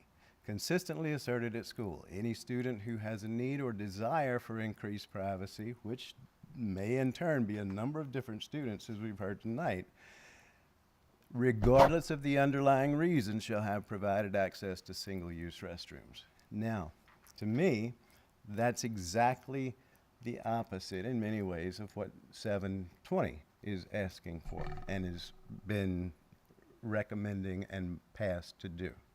So I don't see, as Mr. Saylor was talking about, I don't see that we're looking at this as something that takes the place of 720. 720 is a policy that is specifically geared towards the use of the facilities and the bathrooms. I would agree with that. I guess the only point I would make in response to that would be the idea that administration felt the need to develop an additional administrative regulation to address some of the concerns that were voiced on both sides with the elimination of 720. And that is what I think that 1 through 7 does. Right. But it does not do the same thing that 720 does. Dr. Campley. So just a few things. One, I do think there is the behavioral component, as was mentioned several times. And there is the piece of holding, we can have these regs put in place, and if there should be 50 Title IX compared to the 2 that were brought forth, I mean, that is a concern. Why are they not being brought forth? But at that point, it shouldn't be then on the onus of the students. The students shouldn't have to, we shouldn't be putting this on them like, oh, well, the administrators are not following through with these things, so now you can't have your rights to using the bathrooms because we're afraid that the administrators are not going to follow this, so we're going to make sure policies more strict or stringent or what have you. In those cases, if anyone feels that a policy or an administrative reg is not being followed, and you have heard of a situation where there is some sort of discrimination of any sort being used, whether it be somebody showing indecent exposure or using racial slurs, there is, we just talked about it at the round table, there is a policy where there can be an official complaint made that then is investigated by the board and human resources and I think possibly Mr. Subers, whoever we need. I don't know how far it goes. How far does it go?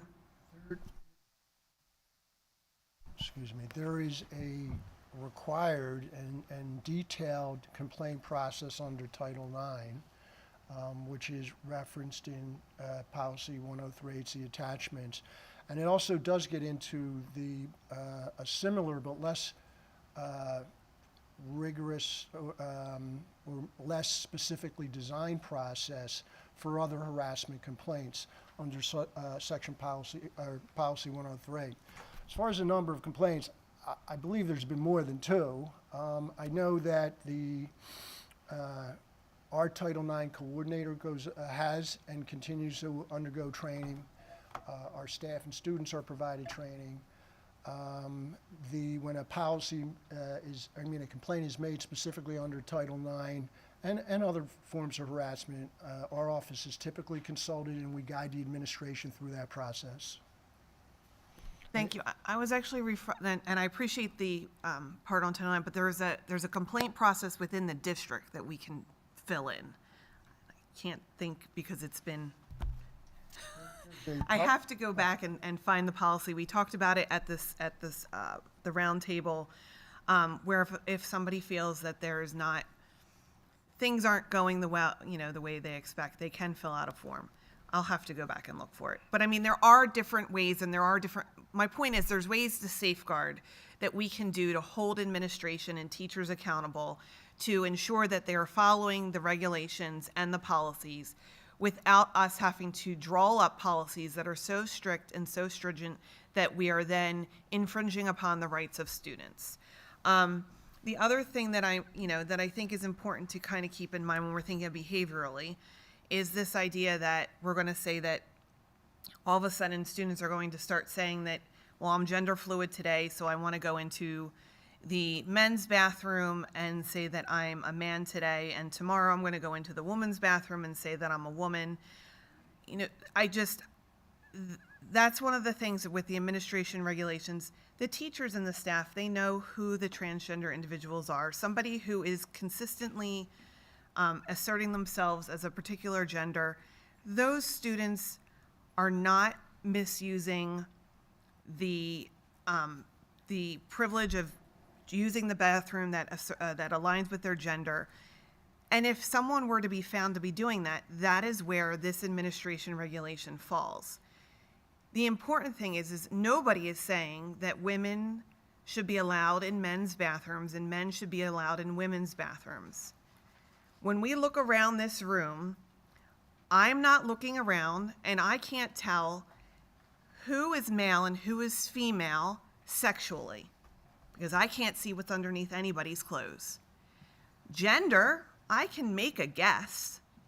Stereotypically, I have a ponytail. I'm probably female, right? That is what we're asking staff to do if we say that we have to have the bathrooms aligned with their sex versus their gender. We can't tell just looking around what someone is. And quite frankly, nobody is saying that men are going into women's bathrooms and women are going into men's bathrooms, because at the end of the day, transgender individuals, trans men are men, trans women are women. That is how they identify. That is how they should be treated with respect, and therefore they should be able to use the bathroom of their identity. Thank you, It Dr. is a civil Campley. rights issue, and this AR regulation does show that we're saying that anyone can use the bathroom, and anyone who has an issue can use a bathroom for privacy that is a single stall. So at that point, it now opens it up to if somebody feels uncomfortable of any sort, whether they're transgender or not, if they have anxiety. I never wanted to use a public restroom when I was in school. I'm not transgender. I just didn't like them, so I didn't use them. If I would have had the opportunity to use a single stall restroom, I would have used it. So it's opening it up. It's making it a civil rights issue that everyone has access to all of the sorts of bathrooms. I just feel at the end of the day, this AR regulation really does afford all students opportunities. And my final comment is I just have to go on the record here because it bothers me hearing each week about transgender individuals having a mental illness. They absolutely do not have a mental illness. The idea of gender dysmorphia is a mental illness. Folks, No, please. Gender dysmorphia is a mental illness. There is no denying that. It is a DSM-5 diagnosis. Just because you're transgender does not mean that you have gender dysmorphia. There are plenty of transgender individuals that do not have gender dysmorphia, and there are some transgender individuals who do. It is a very, it is a serious disability classification. And it really bothers me when we try and lump everybody in as you have a mental illness. If you're transgender, it's very harmful to that population, and I really want to make sure we go on the record to say that that is not something that is accurate. Thank you. Thank you, Ms. Dr. White. Campley. Yeah. Mr. Saylor, I just want to give the other side of the table an opportunity. Mr. Liggett? Thank you. I was actually thinking about that too. It was kind of on that side.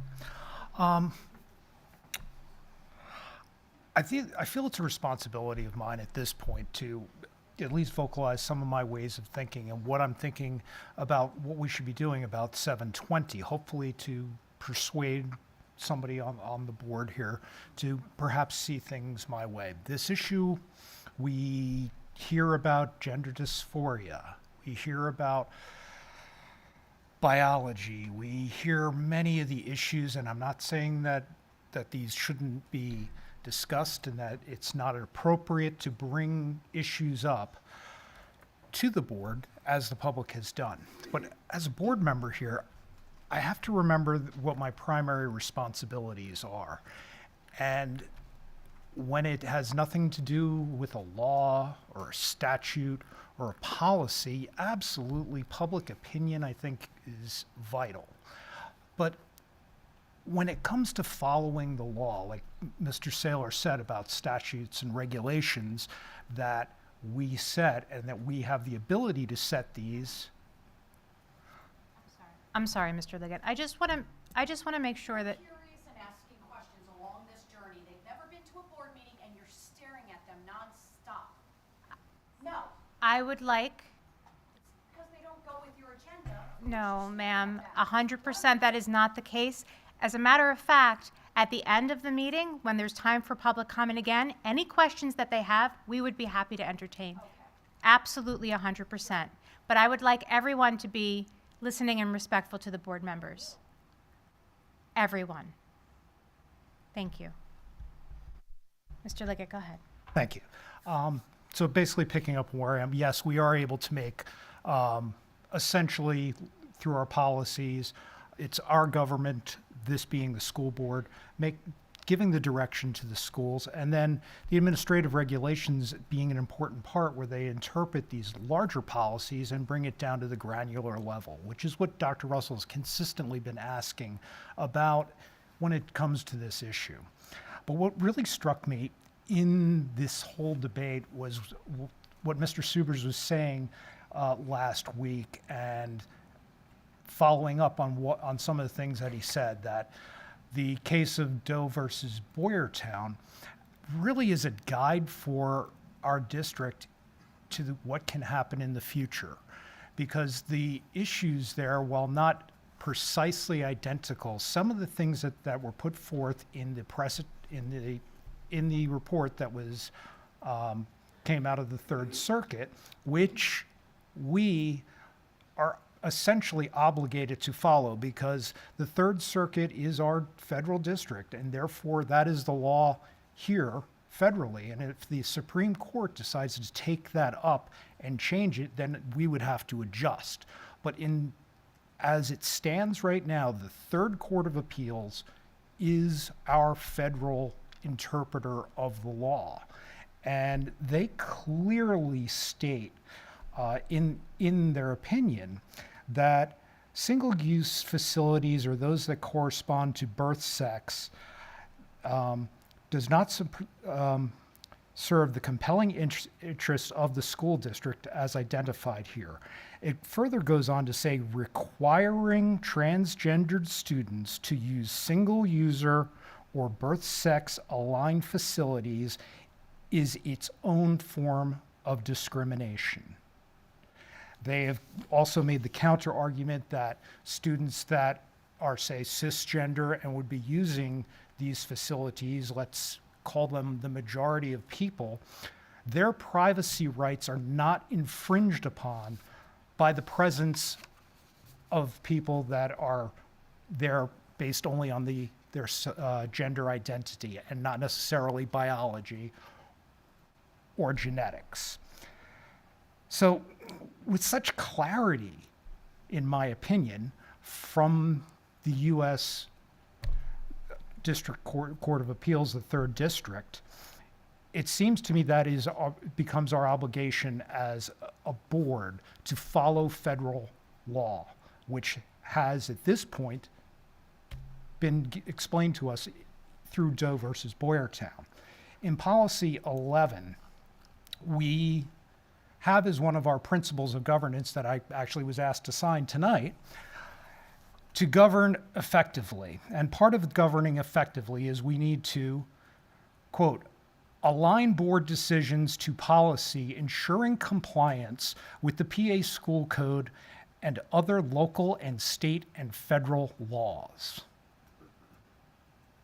That seems pretty clear to me that if we have a reasonable assumption, and I will go further than that, but saying under the advice of Mr. Subers, the direction that we need to be following to best follow what the law is from the federal government, then that's how I think that I would need to go. My other point on that is also 720 came in such a one fast way, but incomplete way. We talk about in some of these things where our policies are disagreeing with itself internally, and everybody will come up with numbers. The biggest disagreement that I have with policy 720, which seems to directly oppose it, so our own internal document, is policy 151, which is diversity. And in policy 151, it gives a philosophy statement of how the board is to operate.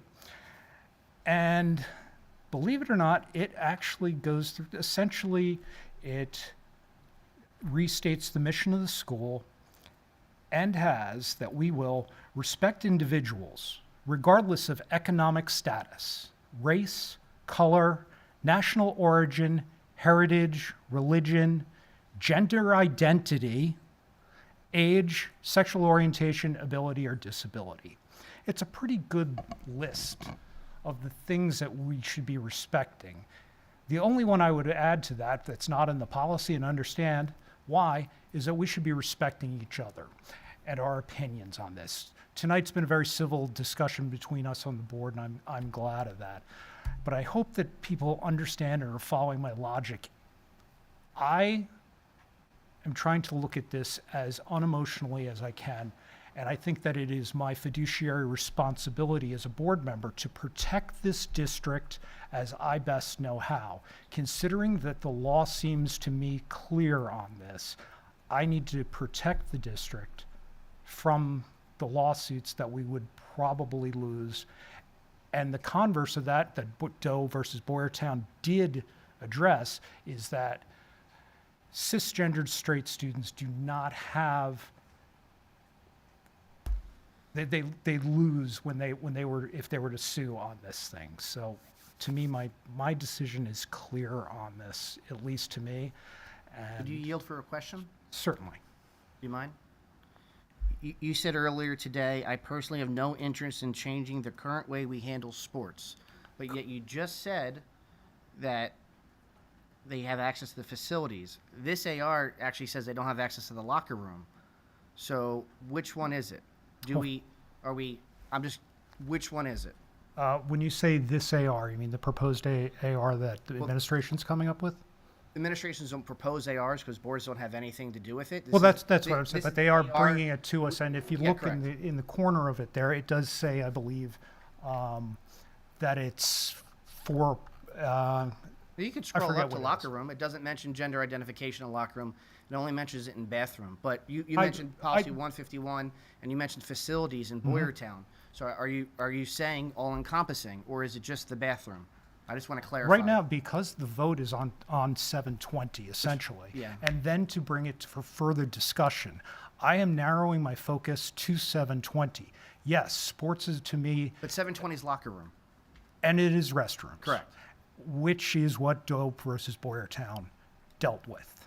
Well, no, specifically. It dealt with facilities in the school. And specifically stated bathrooms and restrooms. Correct. I read all 43 pages. Correct. Of it. So your focus is just removing the bathrooms, not the locker rooms. No, bathrooms and locker rooms. The focus tonight is whether or not. But the AR states that 720 from the locker room perspective stays exactly the same. So I would The say, AR you're both debating back and forth about an AR that we didn't write, that administration is writing. So, Dr. Dietrich, can you tell us what it says for I locker guess, room? Well, the board's allowed to debate. They're allowed to have conversation. absolutely. No, I guess my point is that if that's feedback for something that you want included in the AR, I think that's valid. No, this AR takes effect like literally probably at 9/17. So I'm By curious. the authority of the administration, not by the board. Correct. So I'm curious. It does not say gender identification in locker room, correct? Yeah, I can read, and Karthik, you could scroll to the part that talks about locker room accessibility. Before I do that, I just want to make it clear that it is the board's responsibility to set policy. And in my opinion, I appreciate the second part of the motion that says direct the policy committee to develop revised policy language, because I think we have to continue to work on policy language. There are other policies in the 200 level and other school districts that take the issues head on, and the community debates those, and they arrive at a conclusion, and the board then has established policy, and the administration can interpret that. I know that Dr. Russell, in her leadership, was concerned about the timing of the AR in front of you this evening in terms of that, but we decided that we wanted to go with transparency and put that out there for everybody to read, so they were aware of what the potential AR would be. And as Mr. Saylor indicated, if in fact the 720 was retired this evening, that we had some guidance for our administrators and teachers regarding these issues. So, but I do feel strongly that the board has to tackle these in policy moving forward. But that didn't answer the question. So locker room accessibility. Any student who has a need or desire for increased privacy, regardless of the underlying reason, shall be provided with a reasonable alternative changing area, such as the use of a private area, for example, a nearby restroom stall with a door, an area separated by a curtain, a phys ed instructor's office in the locker room, or a nearby health office restroom, or with a separate changing schedule. Any alternative arrangement made for any student shall be provided in a way that protects the student's confidentiality. And that language actually was borrowed from a policy 253. There are policy 253s out there that other school districts have that I think this district would be well served to review and determine if in fact they want to adopt those in whole or in part. So just to clarify the question, the bathroom policy stipulates gender identity. The locker room policy does not, correct? Yeah, the locker room accessibility talks about any student and their desire for correct. So it does for not increased privacy. So any student. Correct. We're not going to discriminate in the bathroom. We will discriminate for any volunteer who enters the building, and we will discriminate for any locker room then, because that's what we're saying then. We either believe, but you're contending though that that's what my it says. contention is we either believe it's discrimination or we don't. So we either, like Dr. Weston has said before, we adopt the policies that other school districts have that are all encompassing of sports, bathrooms, locker rooms, school trips. I'm not saying those are all encompassing because those school districts believe in totality of the discrimination. What we're coming up with from the vague eye is we're only going to tackle bathrooms, locker rooms are off limits, volunteers, adults are off limits. So we're saying we're okay to discriminate just a smidget. Respectfully though, that is not my, first of all, this AR is not a policy. So it's not asserting that we say any of those things. It's what the administration is going to assert. It's what administration is charged with allowing for with regards to accommodations for anyone in a protected class. That's what this means to But me. not in the locker room. It literally says any student who has... Nope. Can a trans female have access to the female locker room? Does the trans student need to have separate accommodations due to privacy regardless of the underlying reason? No. The trans female wants access to the female locker room. They have to change for gym. Do they have access to it? We recognize them. But this isn't a policy, Mr. Saylor. No, but this is the factual aspect of what an AR is. This is the fun part of of the game. We have a student, Jane. She is a trans female. She wants access to use the female You bathrooms. believe that a trans and- female is a female? No. So, but Okay. I'm asking the So- question. But we have a student, Jane, who's trans female, and by the AR, we're giving her access to the female bathroom. And because we believe that policy 720 is discriminatory, we're removing it. The question comes down to, does Jane have that same access to the locker room?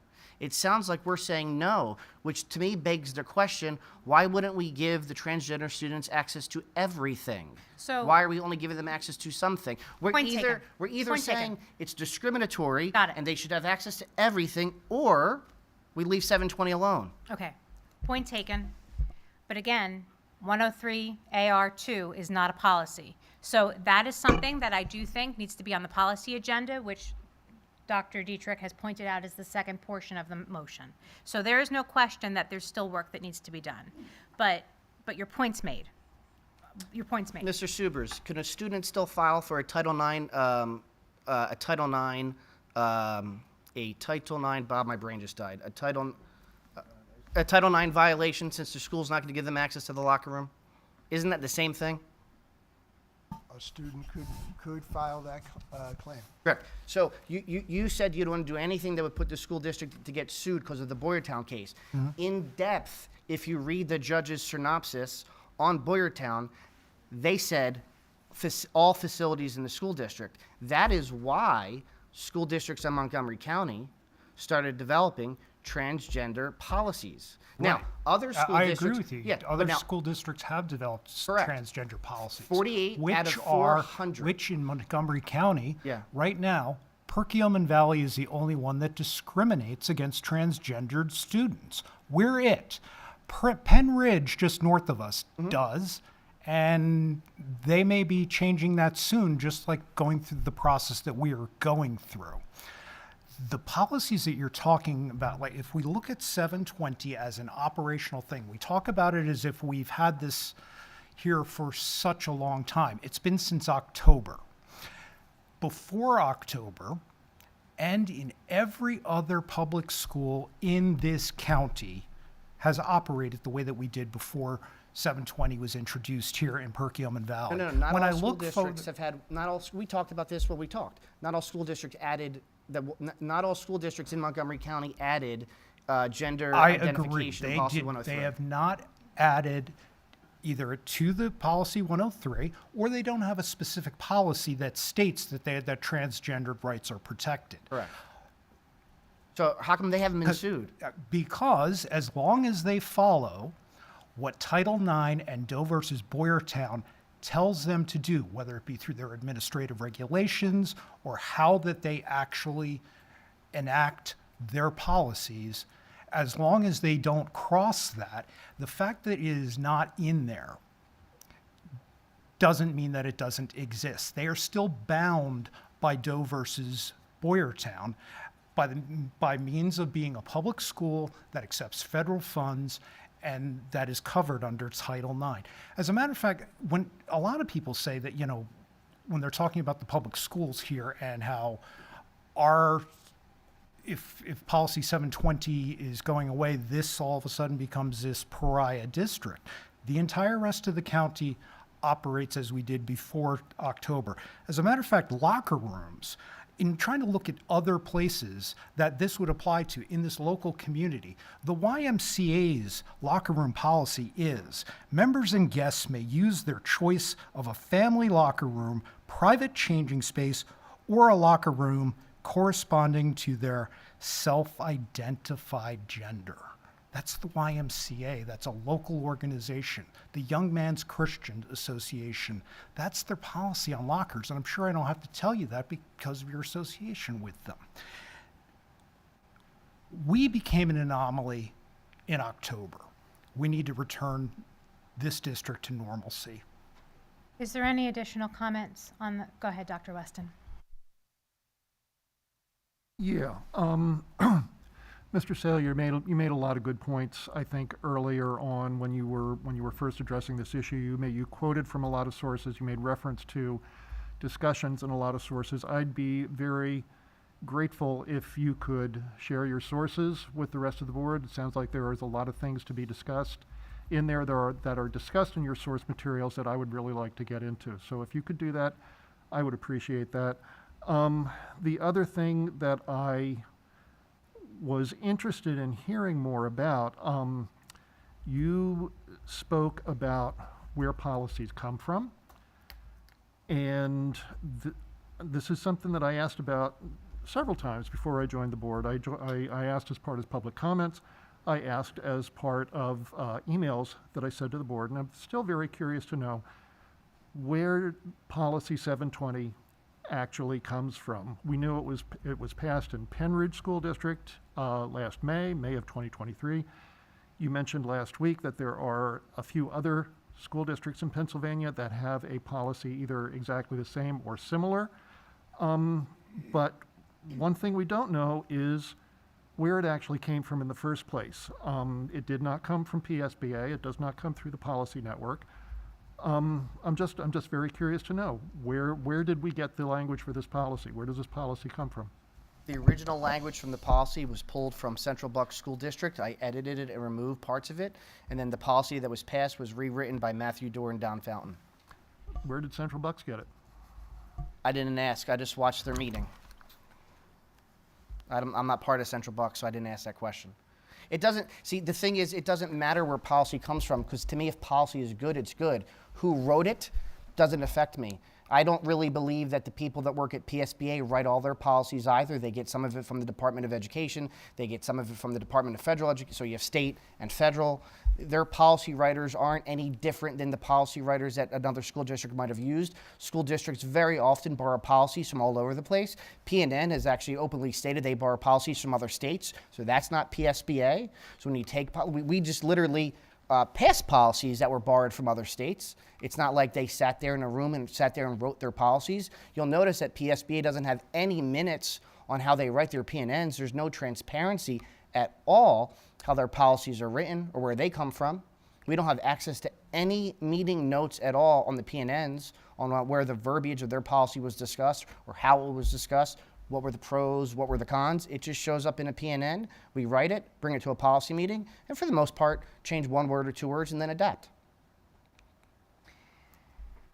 Is there any new comment or voice?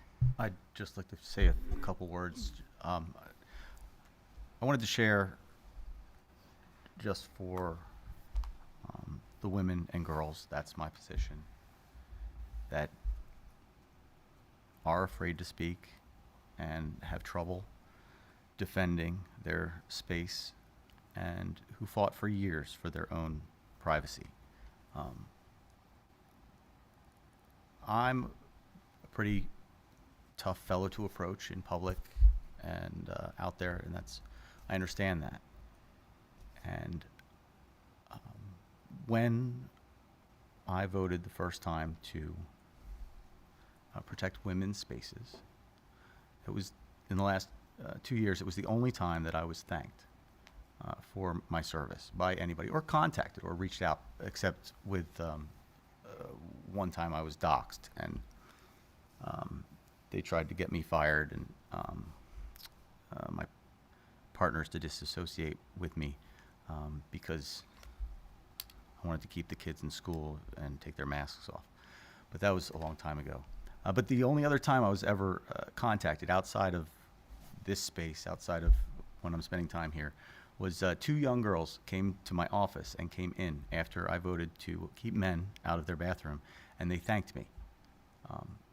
And they thanked me for looking out for them.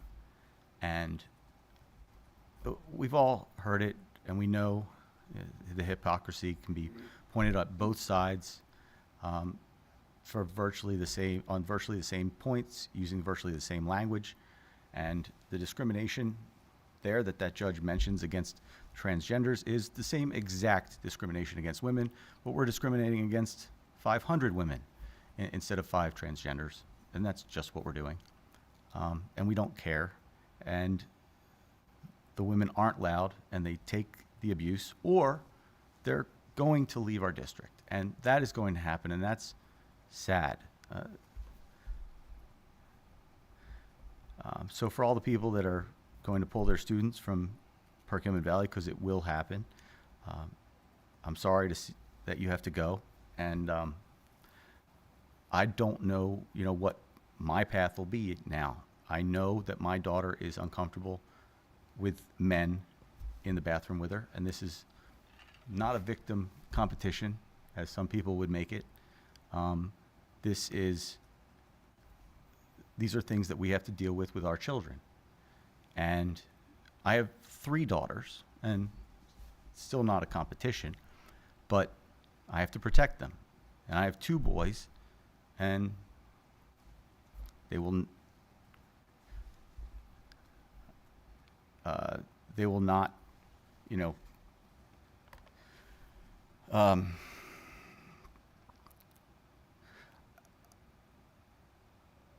I have this debate again and again and again, and I wanted to express, in terms of being civil, it seems like we're, the ball being kicked back and forth across the aisle, and because regulations come down from on high, and they still aren't clear. They still aren't clear, and is that intentional?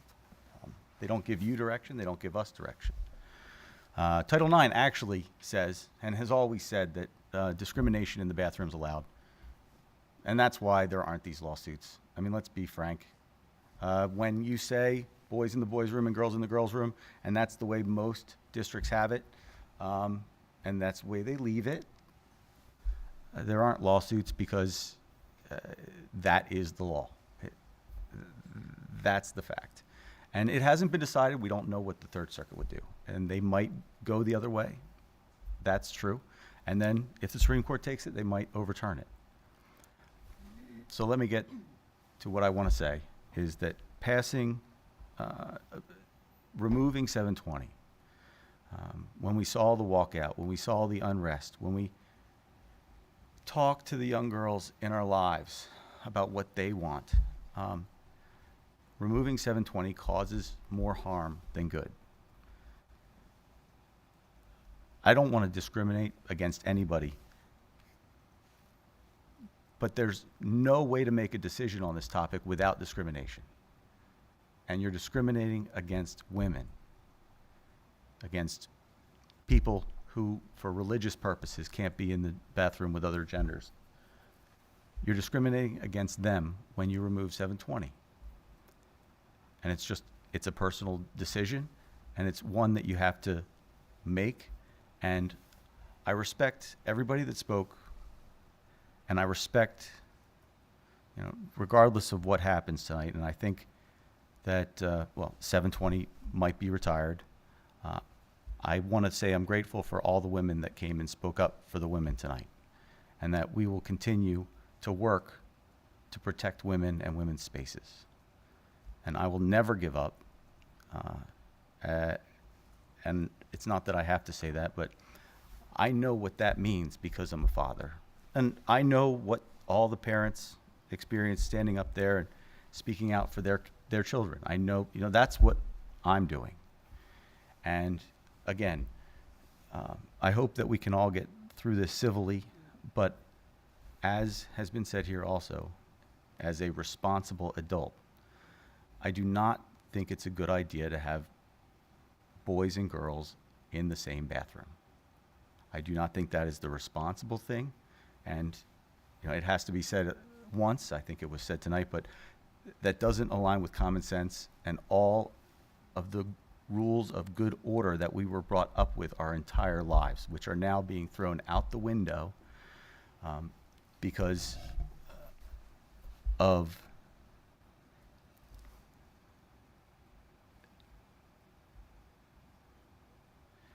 an issue with definitions.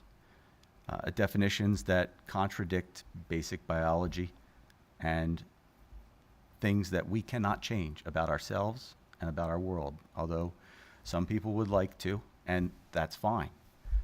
But these are things that we cannot change, and I don't want to cause any grief for the administration, but we heard from feet on the ground that removing 720 may cause more problems and more unrest for the students. that it seems that it did address a real problem. So, not that I'm still adding on, these are all points I've made before, but the reason why we have 720, the board is empowered to make policy where they see it is appropriate, is because unbeknownst to the board, the administration was allowing intergender spaces. And we weren't made aware of that 5 years ago publicly when it happened. It was never disclosed in public meetings to the parents. It was never disclosed to the board when they were elected 2 years ago. And I also asked several times if there were any boys going in the girls' bathrooms and if there were any issues with that. And we were blind, the board was blindsided with the revelation that girls were being allowed into boys' spaces and boys were being allowed into girls' spaces. And in not knowing that that had been happening, in believing that for the last 70 years, the school district had maintained girls' spaces as girls only and boys' spaces as boys only, it came as quite a surprise to some of us who have lived here. Now, I'm not 70 years old, but I've been here and in the school district for 47. And I never thought that, and no one ever disclosed to me that it was anything other than girls in girls' rooms and boys in boys' rooms. And not to be overly,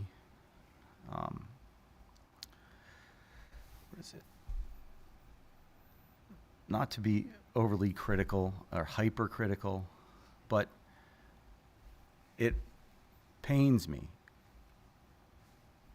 And I know a lot of people out here, when you walk down the hall and you see a sign that says girls, and you know that on Wednesday, when the schools open again, it's not going to be a girls' room.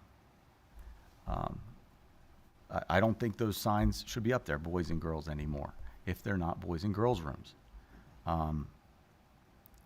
And I've also mentioned, it's not admitting anything. It would be nice if everybody could have an individual bathroom.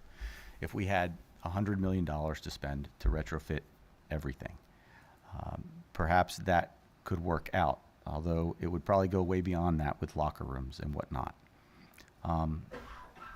It seems crazy to me that you support the trans agenda in bathrooms but not in locker rooms, that you support it in bathrooms but not in sports. You either support it or you don't. If you accept it at all, you have to accept it 100%, because if you accept that ideology and want to push it on the world, a trans woman is a woman, and there is no exception. It doesn't matter if you think your girl would be offended to change next to a girl with a penis in the locker room. That girl with a penis is a girl, and you are not allowed to question that. So I cannot understand what you're doing. I mean, I do understand it. I understand that you are torn by a small faction in the Democrat Party telling you that this is what you have to do, and you don't want to sacrifice your daughters. You don't. I don't, and I won't. Thank That's you, all. Mr. Keenan. I appreciate,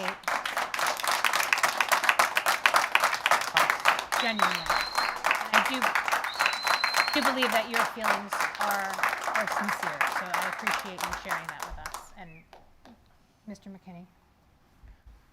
Mr. Keenan, I also appreciate your quiet passion on this subject. Something you stated when you began talking, and maybe this was just a slight thing. You said It's not a contest about victimization. And you looked at me. I don't know if that was meant or that was just accidental, but let's understand something. I'm not a victim. My kids aren't victims. But here's the thing. I had coffee with Mr. Saylor last week. He requested it. I'm willing to talk to anyone about any of these things.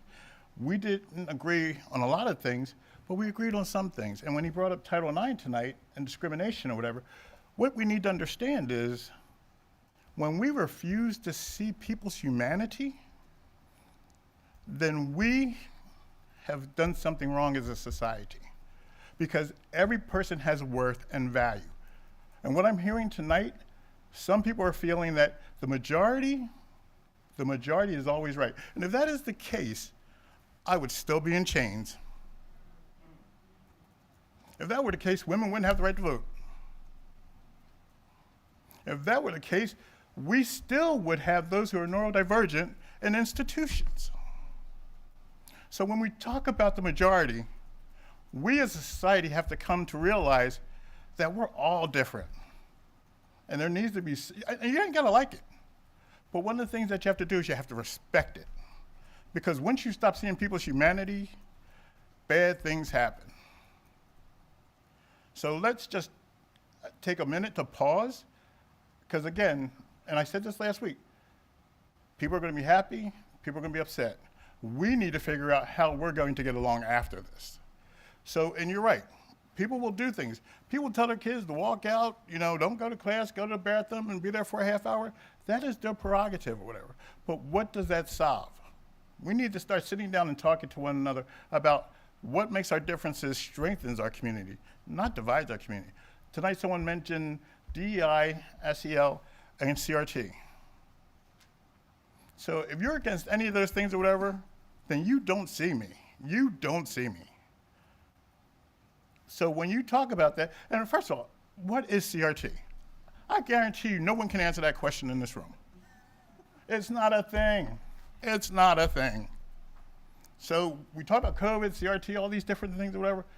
Let's just get through this one thing. And as Ms. White, Mr. Saylor said, we got work to do. And we need to come together as a board and get it done. So, and the one guy I think is the coolest on this board is Mr. Fountain. Because he brings up things or whatever in a way that states things or whatever, and I truly believe, and I don't think anyone's malicious or nefarious or whatever, I think we all are passionate about our positions. But we've got to put our differences aside and try to work for common ground, plain and simple. And that's what I'm asking this board to do. So as we move forward, let's think about that. Ms. White, Are can I there just other- add one are there- thing? Mrs. Yeah. Heather?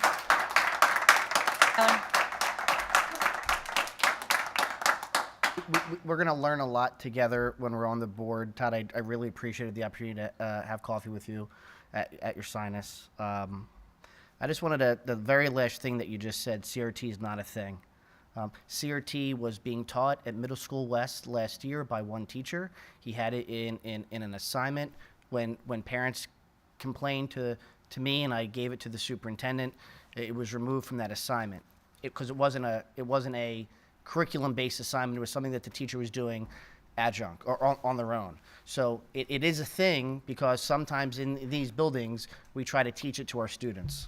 Okay, and that's one person, but if we're talking about CRT or whatever, the examples that are most brought up or whatever are how it makes majority kids feel bad about what this country has done. So we're talking about American history, which we don't want people to understand what truly happened in the development of our country. Whether it's indigenous people, whether it's black people, whether it's women, and that's the thing that we're talking about. We're going to talk about history, talk about all the history, not just some of the history. Because again, founding fathers owned slaves or whatever. And if you think about it, at one point I wasn't even considered a full person. So let's talk about all of that stuff and how do we get past those marginalizations in the past that still exist in some instances today. So as long as people are being still marginalized or whatever, we've got issues and problems that we need to work on. So, but again, if you want to talk about CRT in regards to systematic racism, systematic misogynistic, then yes, there is a thing. But again, I have never seen a systematic teaching of CRT. And that's what I hear people say all the time, whatever. You know, PV teaches CRT. One teacher may have done it, and that was of their own volition, but as a district, we don't teach that. So we have to stop using these buzzwords and these things that fear-mongering or whatever. Because again, it doesn't help anybody. It doesn't help me, it doesn't help you, it doesn't help Mr. Keenan, it doesn't help Dr. Dietrich. So we've got to take that into consideration. Move to a roll call. The discussion, thank you, Mr. Saylor, moving us right along. If there's no further discussion, did everybody have an opportunity to say something that wanted to? So I'd just like Please, to go ahead. Sorry Okay. to drag it on. No, you go right ahead. I'd just like to speak to a concern I heard some audience members and Mr. Fountain express. As for student input, I would like to defend our administration. It's not as simple as sending out a survey or a poll.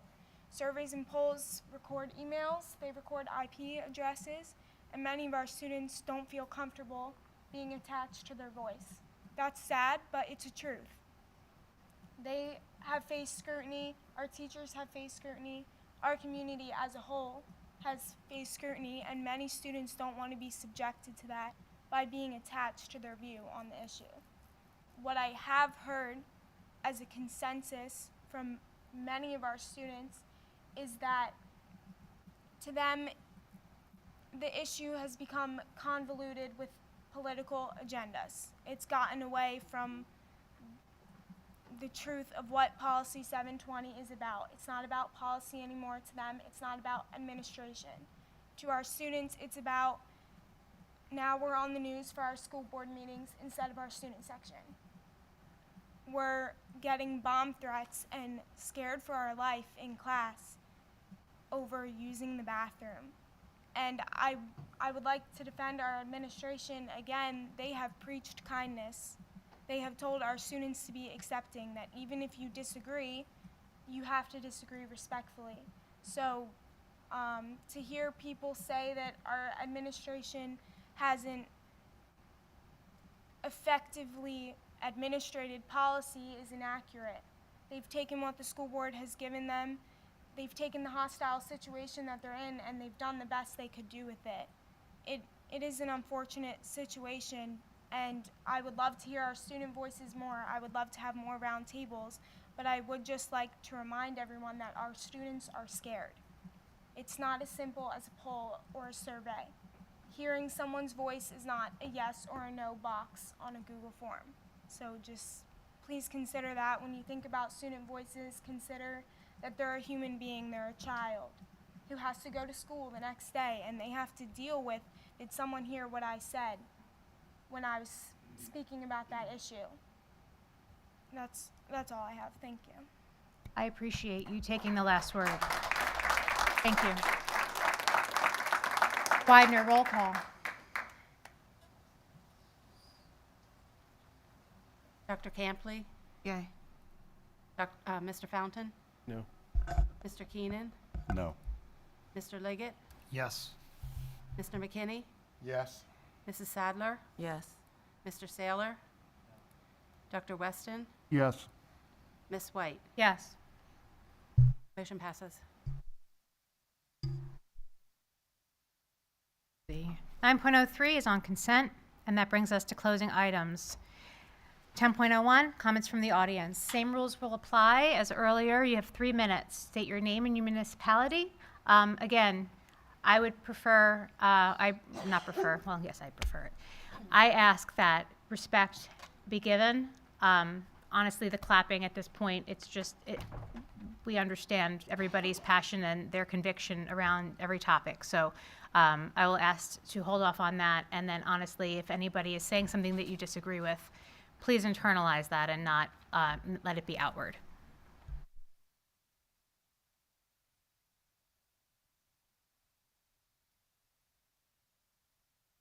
Amber Dorr, Skipback Township. While I do appreciate the student representative's comments, I unfortunately don't agree. I don't think administration is doing the right thing tonight, and the board. The board and administration are truly deceived to think AR 103 is the best answer. As the administration and board move forward to retire this policy, which we all pretty much assumed that was going to happen, you are all telling all students that identify with their biological sex their feelings don't count or matter. That the science PV followed just 4 years ago that required them to wear masks isn't the truth anymore. You are sending a clear message to PV biological females and males that their desire for privacy in the school, bathrooms, and locker rooms is not important, and their right to feel safe in school sports no longer matters, because it will happen. I know there was a gentleman said that has nothing to do with sports. It absolutely will, because you can't discriminate on one thing and not another. So let the overnight field trips include co-ed rooms. That's already been an issue in another school district in Colorado. I will not hesitate to reiterate that you're all deceived and have blinders on if you think there have been no issues. That would be like saying there are no drugs or bullying going on in the halls of the schools, which we already know they are. In fact, we heard from a parent just last week, Kate Salzar, who again said I could use her name, that spoke about her daughter senior year at PV that encountered a male in the female bathroom. After that encounter, she did not return to the girls' bathroom. She had a medical condition. Now fast forward 2-3 years later, this male is living life as a male. So she had a medical condition based on some students' confusion. So yes, it is happening and has been happening, and thanks to the family to bring it to the community's attention. I will say 2 community members have already left the district in January anticipating this change, and there are wait lists in the surrounding schools. Unfortunately for the administration, you have not created a cooperative culture at PV where teachers and students actually do feel comfortable to express the reality of what is going on. And the student representative, she actually alluded to that. That's exactly the problem here at PV. We are failing PV students and have moved this district backwards tonight. It is truly a sad day. I hope and pray that PV does not become the next Loudoun County or their like in the headlines, because I can only imagine that nightmare haunts that board and administration to this day. Thank you. Anyone else? Oh, Tim Jagger, Lower Frederick. First, I want to thank all the board members that were pushing for Policy 720, for me, my family, my daughter that had the original issue here. For everybody else, I would like to say you've done a huge disservice to many women, many families, many daughters, and it's pretty disgraceful that my daughter ends up having to be the one told, suck it up. We're going to cater to an ideology, but you need to suck it up, and you can't go to the bathroom in peace. else?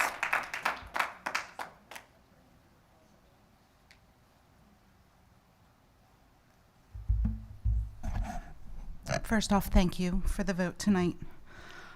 This is not just for the board, but for the entire community. What the hell did you expect me to do?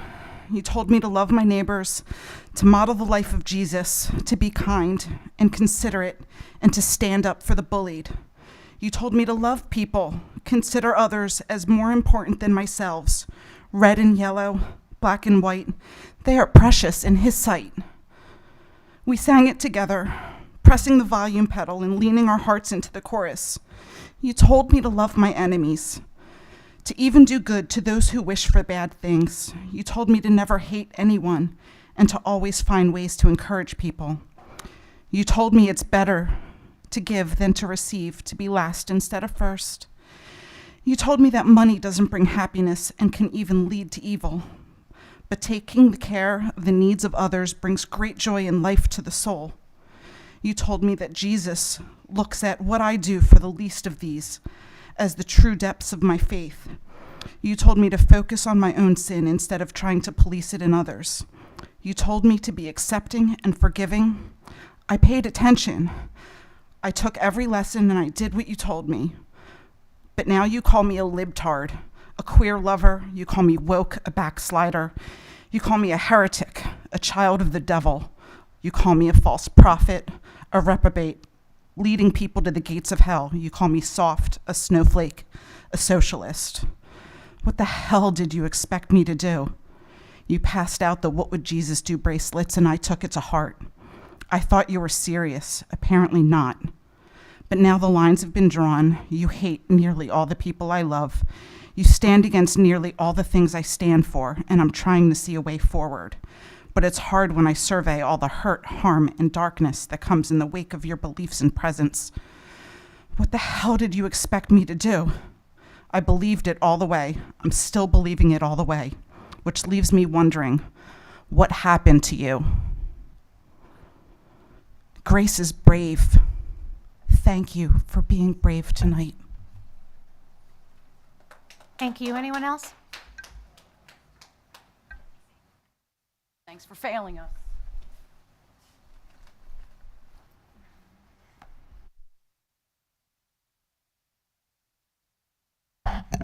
Heidi Brown, Lower Frederick. Well, folks, evil is here. Satan has come for our children, right in front of us. We're not hateful. We are trying to protect our children. What's happening and what I see on the internet from some of those that have spoken, children dancing around males dressed as females in very provocative clothing, being cheered on. That's what's happening. That's what's going to be in our bathrooms with our young girls. It's unbelievable. We're living it right now. Satan is here. He is after our children. We need to stand up. We need to continue this fight. We are doing such an injustice to our children and our girls. It is so upsetting. This is a mental illness that you are forcing on our children to be participants in. It's a mental illness. You're not going to convince me of anything else. There are two genders, male and female. You can decide and pretend to be anything you want, and I will be respectful, as long as you're respectful to me. We are crossing the line, forcing our children to believe in this. Unbelievable. Thank you to the board members that fought to keep this in place, 720. And I pray for what is to come when the community hears of this. Thank you. Anyone else?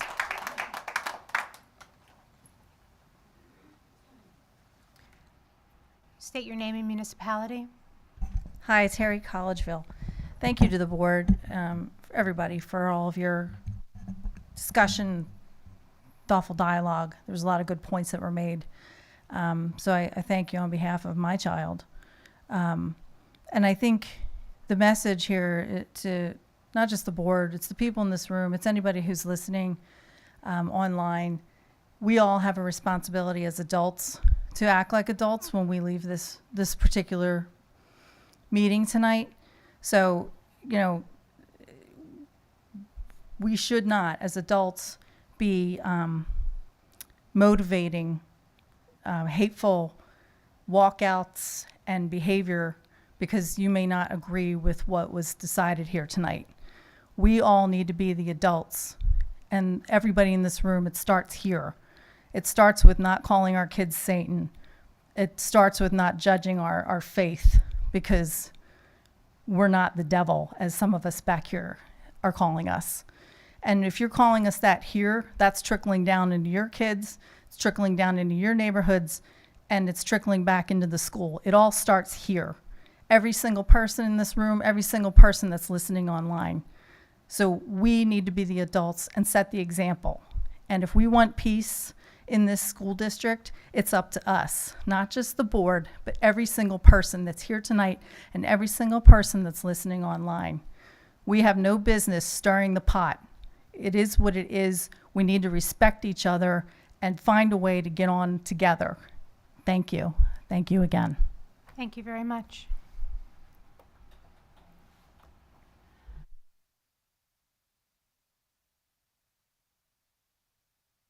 Hi, my name is Erin Kane from Skipback, and I wanted to come here tonight to speak on behalf of those who can't for whatever reason. I have a family member and a friend who are transgender, and honestly, they are kinder and better human beings than the non-transgender people that I know. In my experience, these kids just want to be accepted for who they are and to be able to quietly live their lives, ideally with the support of those around them. I brought a picture of someone just that I read about online, and just a young girl who, I just so that you would have a sense for who is impacted by a policy like 720. It meant that a child like Kai Shapley, who was born a boy, but now is accepted by family and friends as a girl, would have to use a boy's bathroom. So this is who you're concerned about in that particular instance. But I read a lot of other stories about people with kids. And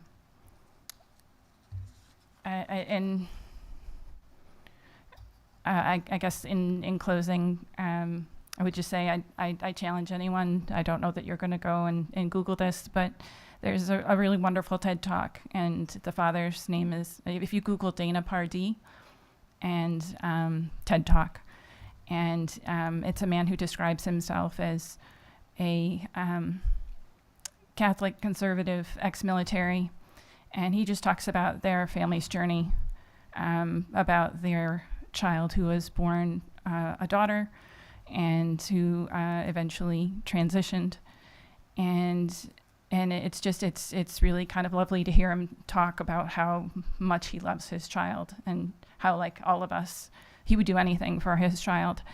And it's so important to kind of understand that it's I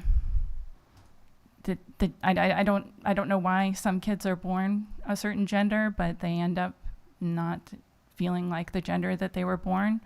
But it's so important to accept that, and so yeah, I would recommend just checking that out. But this is a picture of their family, and this is Dana, again, born a young girl and transitioned, and this is a family of a child who is transgender and has been loved and supported throughout. And lastly, thank you for all of those who are standing up for kids, all kids, health and well-being. Thank you very much. Anyone else?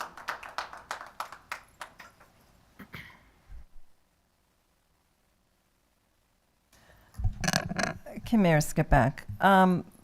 I just want to say that I am grateful for the few board members that are trying to support women's rights. You have to make a choice on this issue, right?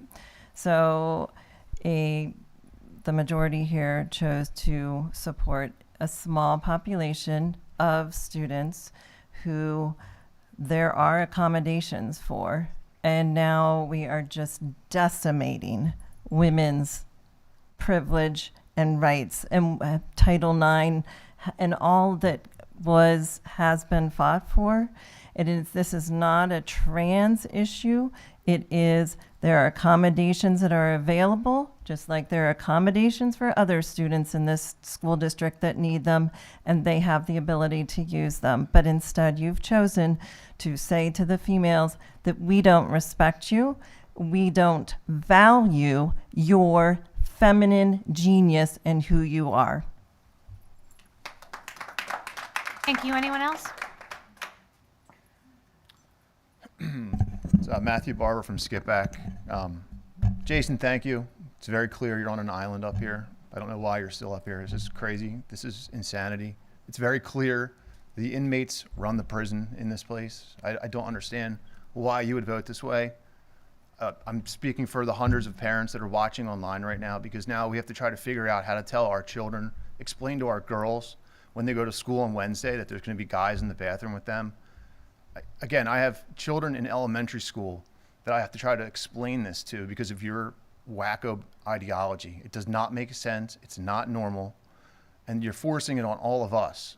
And you can sit there with your smug looks. It doesn't matter. You people did a disgrace to every freaking normal kid in this school tonight. It's such a disgrace. Every single one of you. I don't even know how you can look at yourselves in the mirror. Honest to God. And I hope that this school gets sued by every freaking parent out there. I can't wait till kids get attacked. It's going to happen. And then they can hold every single one of you accountable, because that's what's going to happen. Look at every freaking recent school shooting. It's all been transgendered. Okay? All right. Okay. Good. You have Good. Yes, 3 ma'am. minutes to speak directly to the board. Well, I'm hearing comments behind me. That's why I addressed it. I've asked them not. Clearly, I'm upset. Clearly, a lot of parents are upset. This was not the decision that should have been made tonight. You've really disappointed us, okay? The Doe case was a terrible case that Boyertown put forward. And the reason that they didn't want to... They needed a good, strong case. They needed a PV case to go forward to reverse the decision to get to the Supreme Court, and that's not what happened here tonight. Now that opportunity is not going to get there. Again, I have 2 beautiful little girls at home that I have to try to figure out how to explain to them what you've decided for their future tonight. It's a disgrace, and I hope that you're happy. And you can, again, sit there with your smug looks on your face that you think you did something right. You didn't. You should be ashamed of yourself. Every single one of you that voted to not keep this policy in place to protect our girls and boys. Thank you. Thank you. Anyone else? Seeing no other public comments, we'll move on to board comments. I'll open the floor. Yeah, I said this when we passed policy 720. Mr. Barber, to answer, to answer your question, my word is my bond. I signed a document that says that I'm going to accept it when a board makes a decision. It's time to move forward collectively and constructively. The board's made a decision. I signed a piece of paper stating that I would accept the decision, and I have accepted the decision that the board has just made. That doesn't mean that my voice during policy committee that I've been blessed to remain on will not continue to advocate for the policies that I deem accurate. And that doesn't mean that when and if the time comes on January 21st, 2025, that when the Title IX is struck down, that I might not come right back to the board meeting and ask that the policy immediately get removed. Thank you. Are there any other board comments?